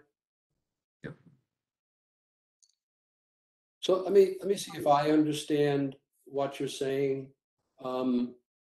That when we look down the road and we take into account the development that is planned for this corridor, and we look at the transportation improvements that are planned for this corridor, and we take all of that generation into account, we believe that these 2 projects are just have a minimal impact on the transportation network. Yes. Yes, and the second bullet suggests that the proposed development shows minimal increase in what the site is currently zoned for, but not how the sites are currently used. This is this is Yes. relative to the, what could be on the site if it were built Yeah, without yep. its current So zone. it's in the comp plan, yep. So what the comp plan allows right now, Right. they could do, shows that with the proposed, it's just a minimal increase, but Right, over what, not what's there, but what could be there, potentially. yes. Right, okay, all right. U-turn trips are minimal. Can we have the screen back and then we can start a discussion with the task force members and questions? So that's been a lot just to absorb, but let's throw it open now to questions or comments by task force members. We will then throw it open to questions or comments by members of the public who've joined us this evening, as we have done in the past. So who'd like to start? Marty? Marty? Jan, can we? Yeah, is there any proposed timeline on the BRT at this time that we would have any sense of? Is it 10 years down the line, 15 years, or I'd say anything like in that? that ballpark, 10 to 15. We're still looking at the phasing for Envision Route 7. I don't know if Tom has anything to add to that, or. I would just say that Route 7 BRT is a high priority for transit. We are kind of focused on getting it implemented on Richmond Highway right now, down through the Mount Vernon district and Lee district. That is actually further along in design, and we're hoping to have that up and running by 2030 or so. But Route 7 BRT would be our next highest priority for high quality transit. So it's hard to say exactly when, but yeah, I'd say 15 years or so hopefully would be a good target. And secondly, I would be concerned about the access to the church property, whether you're going to the church or you're living there. You can't get there without making a series of U-turns, which can be done. However, it just seems like it's kind of convoluted to have to do that. But yeah, we have to balance the operations of the BRT with the access issues. That's bound. That is going to come up when we eventually get to that point, because there'll be a number of intersections that have the median closed on them. okay, thank you. Jeff? Yeah, so my question was on the timing of the BRT, and you're saying that it's more like 15 years out, because the last I had heard from FC, not FC, NVTC was that it was more along the lines of starting breaking ground in 2030s, early 2030s. So I believe that's what they have, but I would beg to differ on that. I would say I think with what I think we want to get more so almost finished in the study aspect in the 2030 area, and get the environmental review and issues out of the way, maybe close to breaking ground by that point, but nowhere I think to complete or anything like that. The key is funding. Richmond Highway, we've been working for several years. We've gotten the hundreds of millions of dollars of funding necessary to do the BRT and Richmond Highway on Route 1. That's going to be key. If we can continue that momentum and get funding for implementation of BRT on Route 7, then hopefully we can do that. That's why it's kind of dangerous to put a year out there, because it's dependent on a number of factors. Getting the plans done, like John said, is our top priority, and then we can actually start to think about implementation, phasing it. Maybe certain segments of it will be done before others. So there's a lot of things in play, but hopefully early to mid 30s would be something we can shoot for. Okay, so let's. Comments from task force members, questions? Jeff, you still on? To me, that starts to make me think that I can't even account for the BRT plan in considering this, because when it's closer to 10 years, sure, but when we start to get wishy-washy on the timelines of the BRT, it keeps on always being 10 years, 10 to 15 years away, then I don't know if that, we can make reasonable plans on that. And so I have to look at the fact that it's, for instance, First Christian Church starts to degrade, roads to an E. And I don't know. That was what I was thinking. All right, that's it. Bill? Yeah, I think the important piece is everybody's reasonable skepticism about a timeline for BRT is well placed. However, the important thing about the study and the data before us is it shows minimal impact from this project as proposed today with the facilities, the roads that exist today. So we're not thinking about, well, this would be okay if BRT is built. It'll be okay according to the numbers, whether or not BRT gets built, and it'll be even better once BRT happens. Now, that may be for the second generation of seniors living in that facility or their grandchildren, but the point is the data before us shows minimal impact. That's the takeaway from the studies. Can I just, let me go back, Sean. I asked on that slide if the first bullet on minimal impact was about today or about this future. Could you clarify that? I mean, it seemed to be inconsistent with what Bill suggested. So you're saying when I said the minimal impact with or without BRT implemented? No, on the final slide, on the summary slide, on the first bullet, I asked you if the point you were making there was that as we look at all the development proposed and the transportation improvements proposed for this corridor, including redevelopment of Seven Corners. So the proposed development trip generation shows minimal increase than what site is currently zoned for. Right, future development trip generation as long would have minimal impact. Is this relative? Is that first bullet relative to today? Or is that first bullet relative to this future of which has development, through the corridor and the BRT and that sort of thing? That's more specific to the First Christian Church. The alternative futures. Yeah. Like comparing the future without this proposal to the future with the proposal, you notice a little bit on the church driveways. Peace Valley Lane has issues, but that's not related to the church. So the results are saying that if this proposal doesn't happen and we look out to 2040 versus if it does happen and we look out to 2040, it's pretty much the same result with the biggest impacts probably on the church driveways. Right. Yeah. Not the general public. If you're going to the church, you might suffer a few extra seconds of delay, but if you're on Route 7, you're not really suffering. Go ahead, Jeff. So there is some trickle down. I mean, you are putting additional traffic on to Route 7.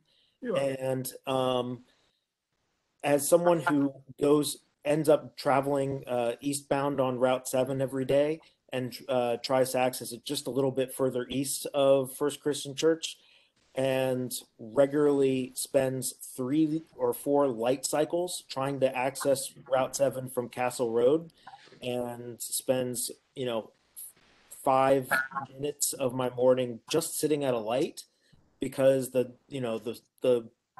people are blocking the box. That's even during COVID. So, I mean, Route 7, any impact, I think we need to consider. I don't care if it's a little bit of impact or minimal impact. If it is a little bit, a drop of water on into a full glass makes it spill over.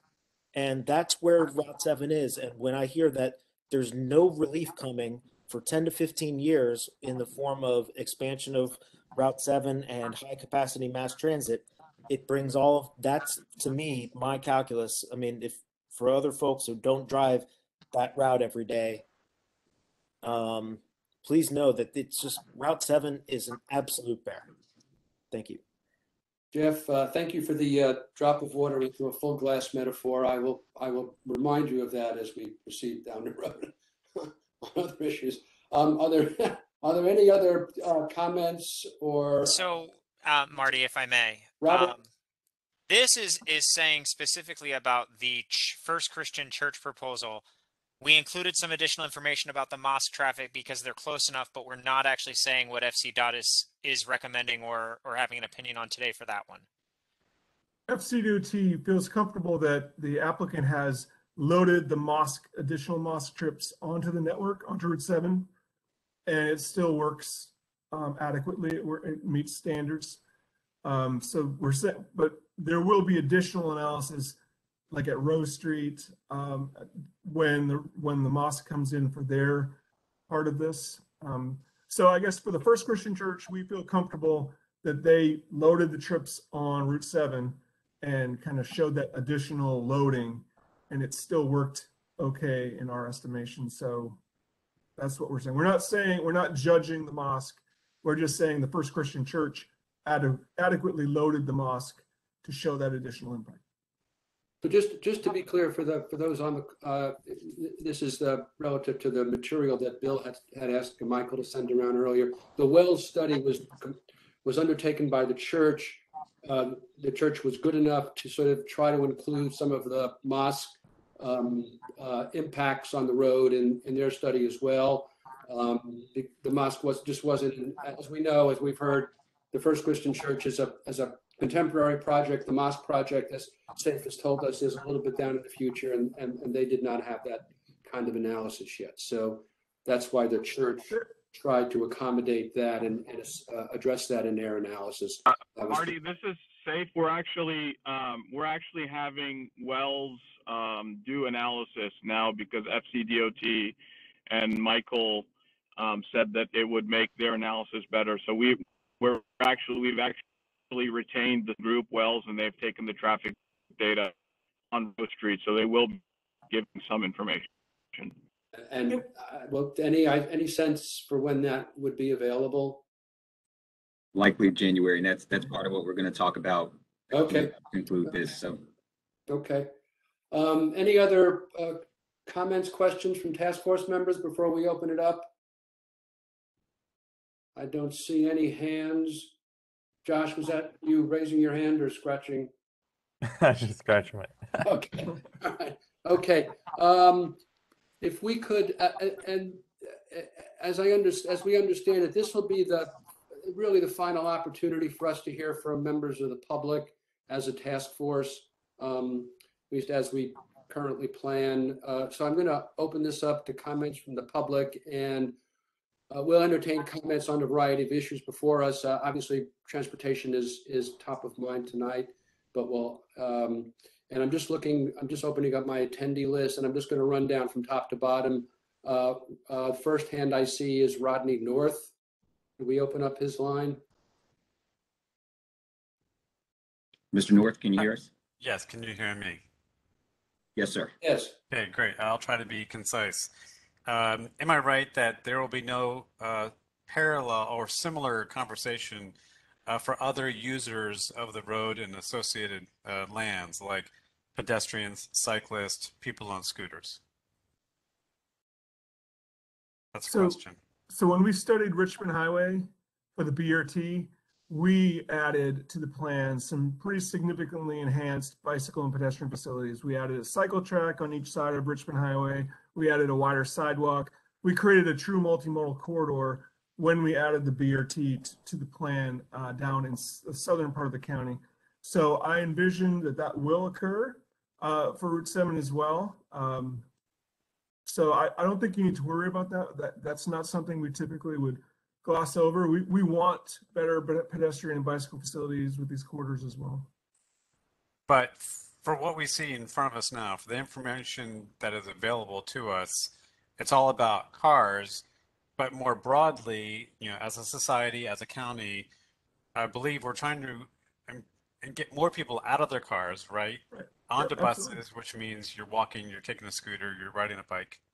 So this is a comprehensive plan amendment, and as part of that amendment, we can certainly recommend a stronger language for bicycle, pedestrian, and non-single occupancy vehicle. There's probably already language in the 7 Corners plan that would address this. That this is in between Seven Corners and Bailey's, so I don't know if there's district-wide language or objectives, but that's definitely something that we can look at. And as part of this plan amendment, if there's a strong sentiment to strengthen the text, you know, that's something we're doing in most of the county these days. And I would probably be surprised if we didn't look at maybe strengthening the language for bicycle, pedestrian, transit, and such. So I just want to be sure that that's not missed in all of this. But this process can't be predicated upon assumptions of what may happen in some later process. And so while the mosque and the FCC proposal are considered, we have to keep in mind that, okay, there's this rapid transit system is going to be put in there for all the reasons that have been discussed. Consequently, we're going to have a few hundred people on the church lot, either users, church parishioners, people using the clinic, or residents, visitors to the residents of the apartment building, and they're only going to be able to enter one way. They can't, well, after the BRT is built, they can't cross the street. They can only exit right. They'll be that much further cut off from Seven Corners. It seems like we're considering, I'm associating myself with the general public, the task force and the county are considering putting a lot of activity on a lot, which soon will be kind of stranded. People can't go to the left. They can't, because there's no sidewalk, or will there be one? They can only go to the right. So either you can force people onto the street because they're trying to get to Seven Corners to get milk or to get to a bus stop, what have you. So it just seems that this discussion needs to talk more about something other than cars. So I'll leave it there. Thank you. If there's no sidewalk or bicycle facilities to the left or to the west or north, then that's definitely something that we need to add to our list. I mean, we have 400 square miles in the county, so there's a lot of missing sidewalks and missing bicycle facilities. But if that's the case on a facility like Route 7, I certainly would hope that people can walk to the church, and when they leave the church, walk to the north and get to Seven Corners pretty easily. If that's the case, I mean, cars, yes. Cars, yes, because they can easily U-turn.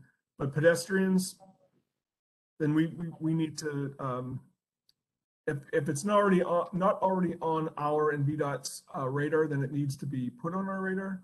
And again, I don't know that we can immediately. There's so many areas of the county that are undergoing active transportation. The entire county is undergoing an active transportation plan update, where we're looking at bicycle and pedestrian facilities. I would be happy to point this out to the project manager to make sure that it gets some serious attention, because if there's a missing segment on Route 7, that's a big deal to me, and we need to create that bicycle pedestrian connectivity for the reasons that you're stating.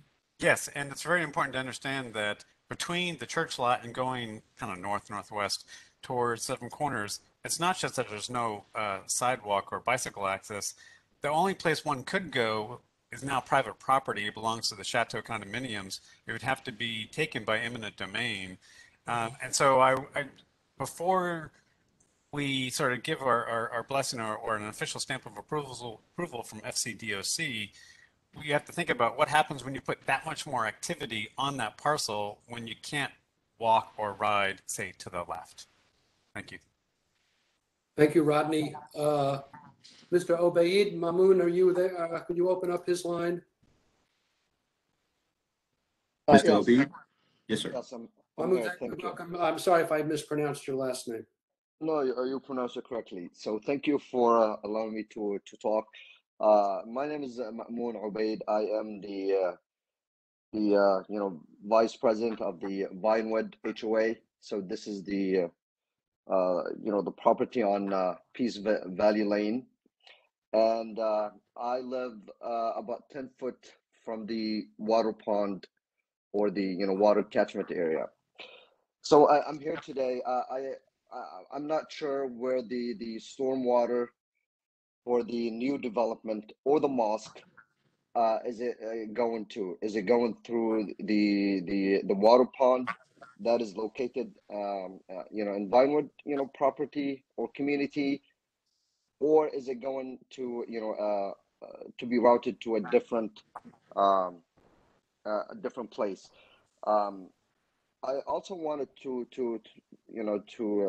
let everyone know about my experience living, in this property next to the catchment area, next to the water pond. There were no issues like, in the past until we have the new development on Peace Valley Lane,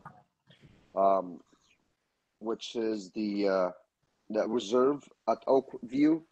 And so now we have more water coming into the water facility, the water pond, as a result of Peace Valley Lane being, paved. So we have more water coming, from there, and also more water coming from the reserve at Oak View, property.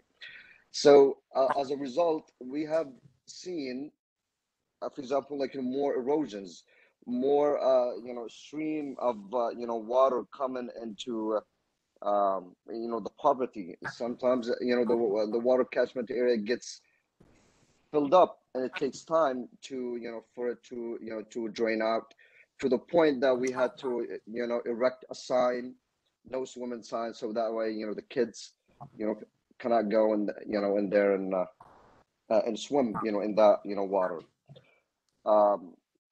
Also, like more sediment has been coming into the water catchment area. I've been dealing with this since 2015 or so. Even when I try to reach out to to the county, it takes them like couple or sometimes 3 months to come and clean things up when there is a standing water situation. And as a result of the standing water situation, mosquitoes coming into the community. So it's really tough as a citizen to and a resident of this community to reach out to to the county, and then persuade them to come and remove the the standard water situation, and to clean up the water channels. As a matter of fact, I reported, I mean, there's it's a mess right now. There's stones, there's standard water, there's trees and bamboo that has been blocking the water channels. And I reported it twice, and every time they come and there's nothing. So this is just some of the my frustration with the water coming to the area, the blockage, the sediments, the mosquitoes. So this is not just my concern, it's a concern of my community as well. And so my question is, will the stormwater coming from the church or the mosque, will it go to the water pond on Vinewood community or not? That's what I wanted to know. I tried to reach out to the attorney who is representing the church. I did not get a response. Just if I could just for explanation, Mamoon lives in the Vinewood townhomes. The people who took the tour with me, Casper took the tour with me. We saw the pond. He lives in the townhome next to the pond there. For those task force members who weren't able to do that, if you recall, there are 4 outflows from the church site. 2 of those outflows go eventually into this public pond that is, I don't know if actually part of the Vinewood townhouse property, but is immediately adjacent to it. So on the sort of on the upper part of Peace Valley Lane.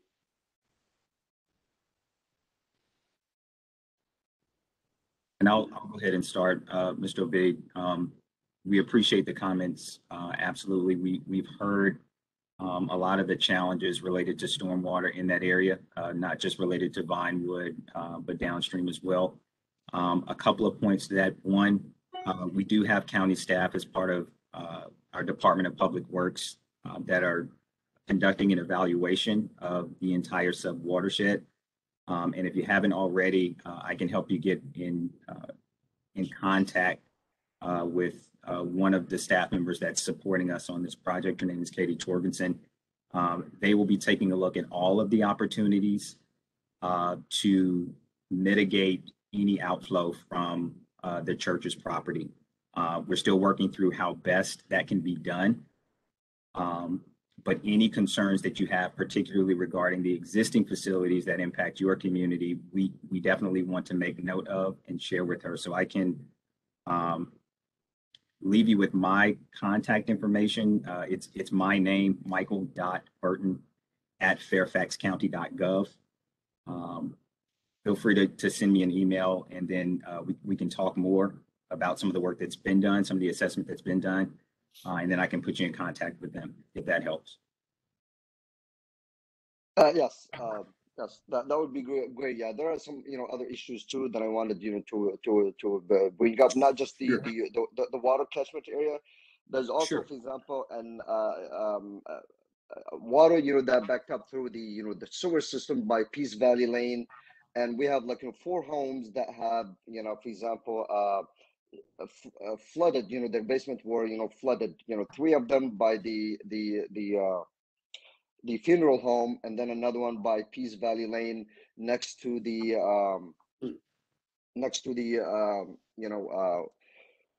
water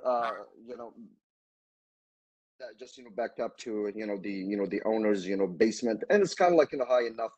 But yes, I would appreciate I'll send you an email, and then we can probably send you some videos and and the issues that we're having here as a result of stormwater. Absolutely. Yes, sir. Thank you. Let's see, any other members of the public? Rodney, do you have another question? I see I don't know if your hand can be put down once you put it up. Rodney North, could you just check with him for a second? Rodney, you have another question? No. Okay. It wouldn't let me lower my hand. Okay, thanks a lot. I don't see any other members of the public seeking to comment. Do we have any further comments or questions from task force members on the transportation presentation we had tonight? Any of the comments we've heard from public? Not seeing any, Michael, why don't we tee up and address some of the timing issues we have to deal with? Yeah. Now I can keep this brief. I wanted to give you all an update in terms of where we are with PA02, which concerns the Islamic Center and the Gibson property. As Saif mentioned today, they've begun work with Wells. That's a large part of why the schedule has needed to shift into January. There's some outstanding information or analysis that needs to be completed. We'll have that, try to turn that around for you as early in the new year as possible. I don't think anybody wants to meet over Christmas. I threw it out there, a lot of frowns. So one of the other outstanding pieces with the Islamic Center is that if you noticed in the analysis presented by transportation, the overall quantification that Darul Hijra had put forth has been reduced significantly. The original nomination, I think, was about 163,000 square feet. That included some supporting commercial use as well as some residential. They've stepped back on the residential and the commercial pieces, primarily given the other interest in developing residential in the area. That significantly changes what the land use impacts may be. And so staff are working with our zoning administration division to get a better understanding of what they could possibly do within their current zoning and what we would need to conduct the plan amendment or what we would need to focus on if we needed to move forward with the plan amendment in any way. Those questions are still outstanding. That's another reason why we'll need to come back to you in January. This also concerns the Gibson's property as well. Their site is constrained, which is a large part of why Supervisor Gross asked us to consider both nominations across a wider subject area. They're going to fall under some of the same considerations in terms of what they're allowed to do with their zoning, given the amount of property that they have. So those are just some of the outstanding pieces that we're working through. We are anticipating a meeting next week. I know I sent you all an email asking for your availability for the 15th. I think we have a quorum. There are 7 members who are able to make it. We want to share our draft recommendations for First Christian. It's still in review at this point, so I don't have anything that I can share with you tonight. Ideally, we will try to get this to you by the end of the week. There are a few hands that it has to go through before we can get it out. That should give us enough time to think about that and have that discussion on next week. If we need to carry over, we have a little bit of time very early in January to do that. We are still working on putting our staff report together as well, that we are aiming to have completed by late January if possible. Again, there's a lot of moving pieces sort of behind the scenes, but I wanted to give you an idea of the work that's needed to be done by staff and why we'll need some of that additional time. I'm sorry, Michael, you said your recommendations for, and then you said your staff report. How are they not the same? Yeah, so the recommendation is the plan text that we are suggesting move forward. So the staff report will have the broader analysis. So all of the presentations that you've seen to date, including the transportation feedback, the land use feedback, it just gives you a synopsis of everything that we've studied. The recommendation, or that draft plan text is what we call it, we can share with you in advance. That will be a part of the staff report once it's completed by late January. But we need you guys to take a look at it and give us your reactions, your thoughts, and when you're ready to go ahead and make a vote on that. I will note, and I've talked with Marty about this as well, if there are some differences or some concerns about what staff is putting forward, we hope to have time to discuss those to try to find some middle ground. You all, as an independent recommending body, can add additional recommendations to that or formulate your own recommendation, but we want to try to work as closely as possible to take something. It's not uniform. I don't want to say uniform. I don't have the right word to say, but we want to try to work closely together with whatever recommendation we take into public hearing early next year. Can I just add, though, that's an important point that Jeff raised. Ultimately, what gets published in the staff report is the staff recommendation. But given that we're trying to reach this consensus with the task force, we're really trying to get a draft ready that we can share so that we can work together to reach that consensus. So it's a draft staff recommendation meant to inform the discussion with you. So is your expectation then that we would use the next meeting to discuss the draft recommendation to, as we did the first in phase 1, at least for the church, we had sort of 2 rounds of decisions from the task force. We had the overall up or down vote on moving it forward, and then we had a week for discussion and distribution of the additional comments and conditions that the task force adopted. So I'm just trying to understand, Clara and Michael, are you expecting a decision by the task force next week, or are you anticipating a discussion, and pending that discussion, we'll see what the task force wants to, some task force members might want to have the benefit of your staff report. I don't know. I think what Jeff was hinting at is that, the order may be, I see. Well, the staff report comes after the task force work. Oh, okay, all right. Because it includes the benefit of that reaching it's for the Planning Commission, and we bring forward the fruits of this effort along with the staff recommendation. But to answer your question, it's up to the task force. Okay, all right. Yeah, it's possible you have the option to vote for it, but it just depends on where the discussion goes, what we might be able to do at the meeting to respond to what the task force is looking for in their recommendation. Okay. It's also very possible that the staff recommendation can change. And if it changes, you know, we will let the task force know where it changes. It might change just in wording that isn't substantial, but it might change more significantly after the task force work. And that's where, and that's the hard part, right? You at least have the benefit. Well, you may not see it as a benefit, but you have the benefit of having this additional meeting related to the Islamic Center already planned for the horizon. And so it may be that that's a meeting that you use to see additional staff thinking, or but I think we'll do the best we can to try to get through that work of reaching consensus.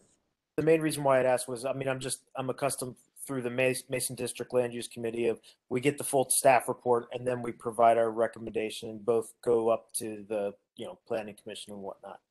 That was the basis of my question. I did want to bring up that Mark Donor. I saw that. I was gonna recognize him when we finish this discussion. Yep.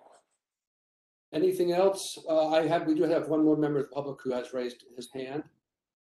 I do want to ask, just before I unmute Mark, is there I'm looking at generally that second week in January to hold the meeting, and you don't have to answer right now, but please take a look at that Wednesday, whatever the Wednesday is, that second week in January, and let me know what your availability is. I'll send out an email about that It's as well January for you to 12th. respond to. Say that again. January 12th. January, thank you, Donna. January 12th.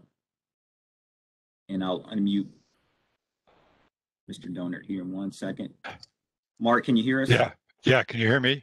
Yes. Yes, sir. Sorry about that. Yeah, no, I'm sorry. I was, this is my first meeting and the little hand is hard to find. I'm going to assume this is true, and I hope it is, that when you do a comprehensive plan amendment, that the law would be looked at in terms of what the comprehensive plan itself is supposed to do. And that's the commission shall make careful and comprehensive studies, surveys and studies of the existing conditions and trends of growth and the probable future requirements of its territory and inhabitants.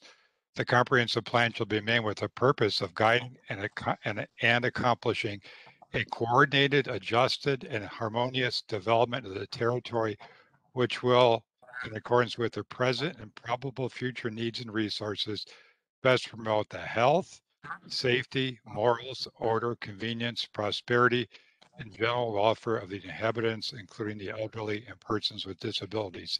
And I'm going to kind of jump on back at what Roddy North was saying, you know, that this is a subset of this coordinated, adjusted, and harmonious development, that we should be looking at a property like the Chateau. And I'm also learning that you don't have to use eminent domain. You know, the county can actually go in and try to work a deal and buy that property. But it's obvious, to get a sidewalk and whatever else there, they're going to have to take their land, their trees, and creating a street closer to their property. And all over, you know, Northern Virginia and elsewhere, I'm seeing people putting up things like barriers and buffers and walls. So to me, a comprehensive plan would be looking at this entire thing now and not waiting until the 11th hour to have it become a crisis, to work with what's the plan for the Chateau and transportation, so people can walk and bike and whatever from Patrick Henry Drive all the way down to Rio Drive on a coordinated, up-to-date, ADA compliant sidewalk and path. And then secondly, with regard to the stormwater, you know, if it says shall make careful and comprehensive surveys and studies of the existing conditions and trends of growth, we need to address this stormwater situation, you know, now.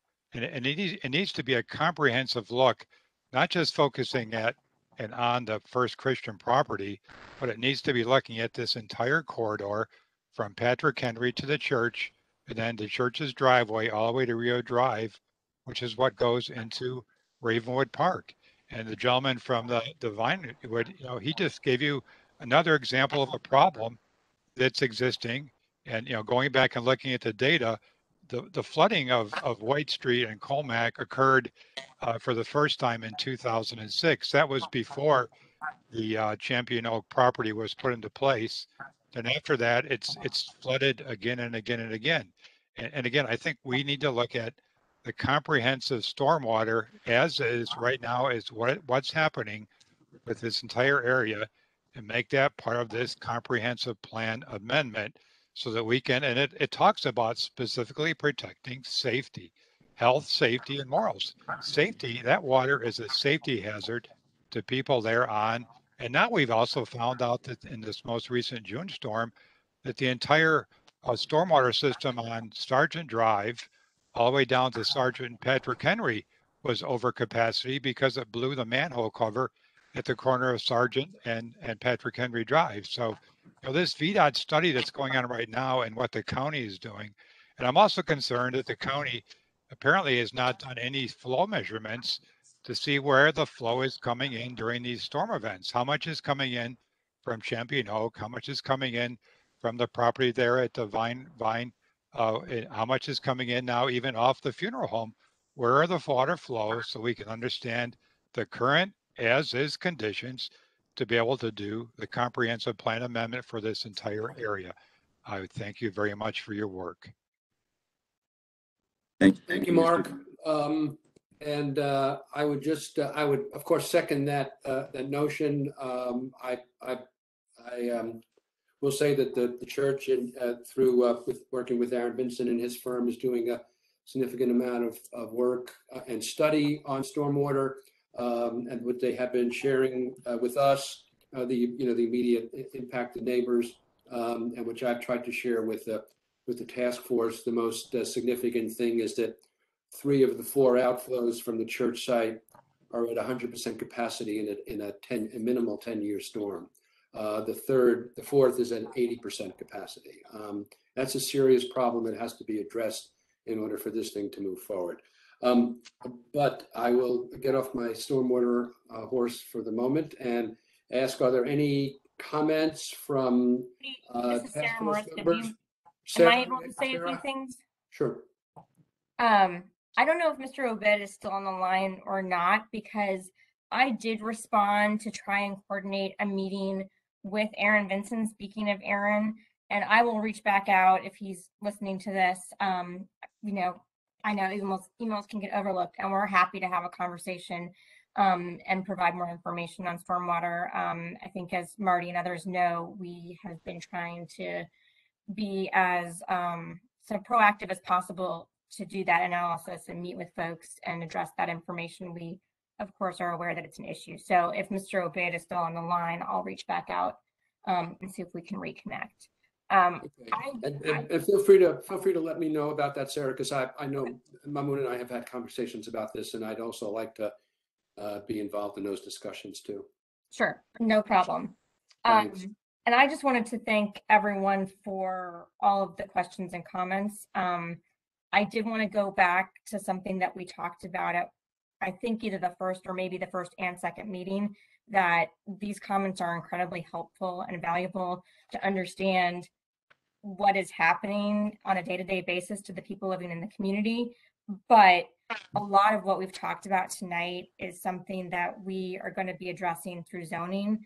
I think we've talked about the fact that the comprehensive plan process is really looking at magnitude of impacts and mix of uses and maximum density.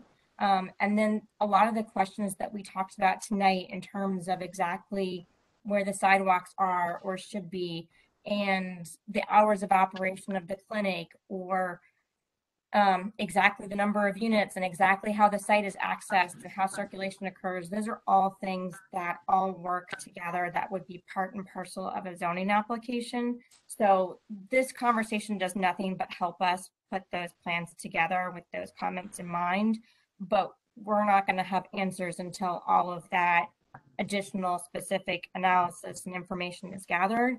I just wanted to underscore a point that I think was made, but I think is critical, is that these issues, I know, are very sensitive to the folks who are sitting at a traffic light for 5 minutes. But, this project does not generate a significant number of trips.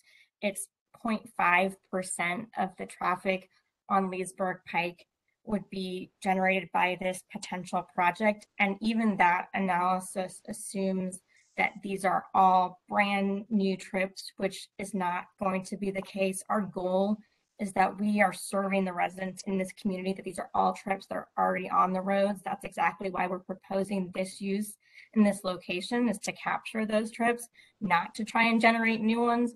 So all the analysis that we've talked about tonight is a very conservative analysis, and more specifics would be provided at time of zoning to address a lot of the things we've talked about tonight. So I just wanted to make that point, that there's more to come if we're able to move past this process. And these questions are helping us prepare, but we don't have answers tonight, but we will have answers. And I look forward to talking. Thank you, Sarah. I'm sure that Bill and I will have this discussion again, but you know, the comprehensive plan, you're right, does not answer all the questions. The comprehensive plan raises all the questions, and the comprehensive plan language sets the goals and objectives and outcomes that we will try to address during the rezoning process. So no, we will not tell you how to acquire the land necessary to build a walkway to, you know, Which we agree with that too. We think that would be incredibly helpful. So, but we may say that, you know, as a condition of approving a rezoning for this place, something, you know, that a goal or objective should be met. So, Right. you know, I would think that we're specifically here for a deficiency somewhere in the general plan, and we're site specifically looking at things and trying to figure out how to meld those two together. So yeah, I would tread lightly though in telling us where that ends and begins. Yes, two questions, not including Robert's comments. I've noticed people are pretty free to tell us pretty much what they think about everything every time, so I wouldn't want to constrain anybody on that. And our role is pretty well defined in code, so we don't have to worry about it. Building on what Sarah says, I think one of the outcomes, I understand, for example, is by this process has highlighted what are some significant existing issues, stormwater probably first among them. And I understand, and Marty, maybe you can clarify, but I understand the county has signed an engineering task order with Pannoni to do a stormwater mitigation analysis on the properties on White and Colfax. So, you know, and there are county resources, county departments, and county facility, you know, resources that are available to address issues like this. And I think the fact that we've brought it to light and that there's the beginning of action on this is a very, very positive outcome from the SSPA process so far. So I think that's a good thing. My main point, I wanted to get a question from Clara or Michael. At our next meeting, and you bring back the staff recommendations or the draft recommendations, is it safe to assume that you're going to look at this project through the prism of the multiple issues that are addressed in the proposal and their consistency with county policy, et cetera? We have dealt very substantially on traffic, on stormwater and other things, and rightly so. But, you know, this project has a lot to do with other important county prerogatives like senior housing, like healthcare for the poor, like equity and development. And will those factors also be brought forth in the staff report? I can begin by saying they will be. You know, we did have this one presentation 2 meetings ago, and I know the discussion moved on to stormwater, and we didn't really talk about the need for housing and land use that we had presented, and we haven't really had a chance to return to that. And I think that would be something we would hope we could bring up again at the next meeting. And since then, there's been a county initiative on faith-based efforts in that area. So, I mean, yes. I think that ball's moving, and we certainly would want that as part of our discussion. Yes, the Put Faith in Housing initiative. The staff report does address board priorities like that. We do also assume that we need to consider existing goals and objectives in the comprehensive plan. And so weighing all of those, in the final analysis, we make a recommendation. The plan text, however, will not address every single issue because we do assume that the comprehensive plan already has goals and objectives. So we cite those in the staff report. We've cited them for this task force during various meetings. So we're trying to get at some site-specific concerns that might not be addressed by the current comprehensive plan if this were to move forward. So for example, stormwater is an obvious example. It's a sure, there are stormwater goals and objectives. There are policies countywide, but it's clear that there are some site-specific conditions that need to be addressed. This is a special circumstance. So we're looking at how to do that. Somebody, another example might be the treed areas or the relationship to the neighborhood. Well, that's specific to the relationship with the church and the neighborhood. And so we need to think about how compatibility happens or how a transition happens. So it's not going to be the universe of considerations, but what's missing from the current comprehensive plan that wouldn't already Thank you, be. Claire. That helps. I mean, I think just certainly a review and some highlighting of how this project aligns with articulated county priorities and policies is helpful. Yeah, terrific. Thank you. Thanks, Bill. Any other? Yeah. If I could, and that Bill, that's a great a great segue into just something I wanted to bring back up that Michael had shared a few weeks ago, which was a board of supervisor goal to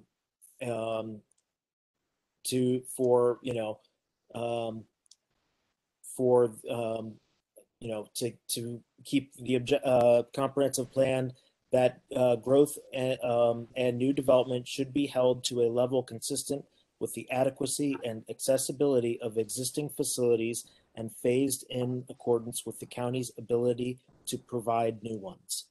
And so that was something that Michael had shared a few weeks ago. And I think that's something that I'm going to be looking forward to us including in our recommendations going forward, especially in regards to stormwater and traffic.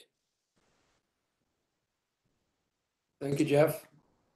Other comments, questions, task force members or staff or others?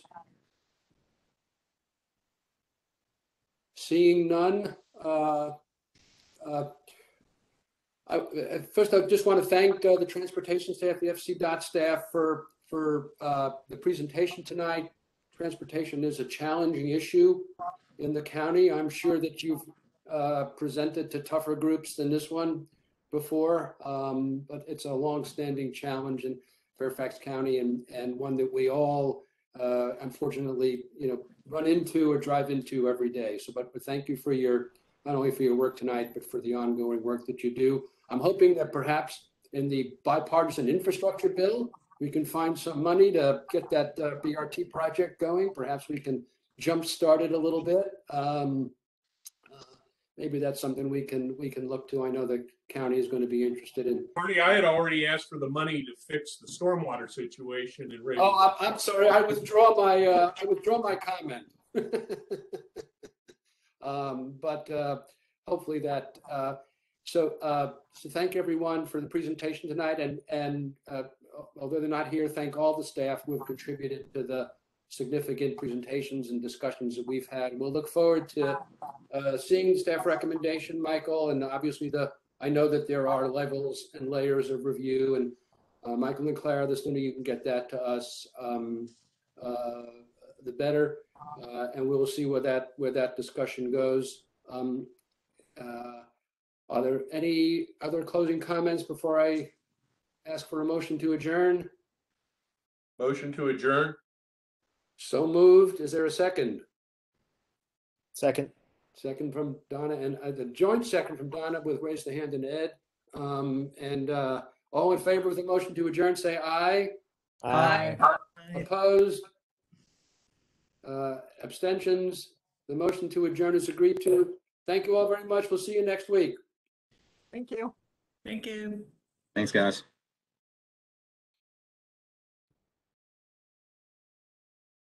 Hey, Michael, Yes, sir. I feel like your name is a mix between Michael Keaton and Tim Burton with the first Batman movie, for the initial Batman.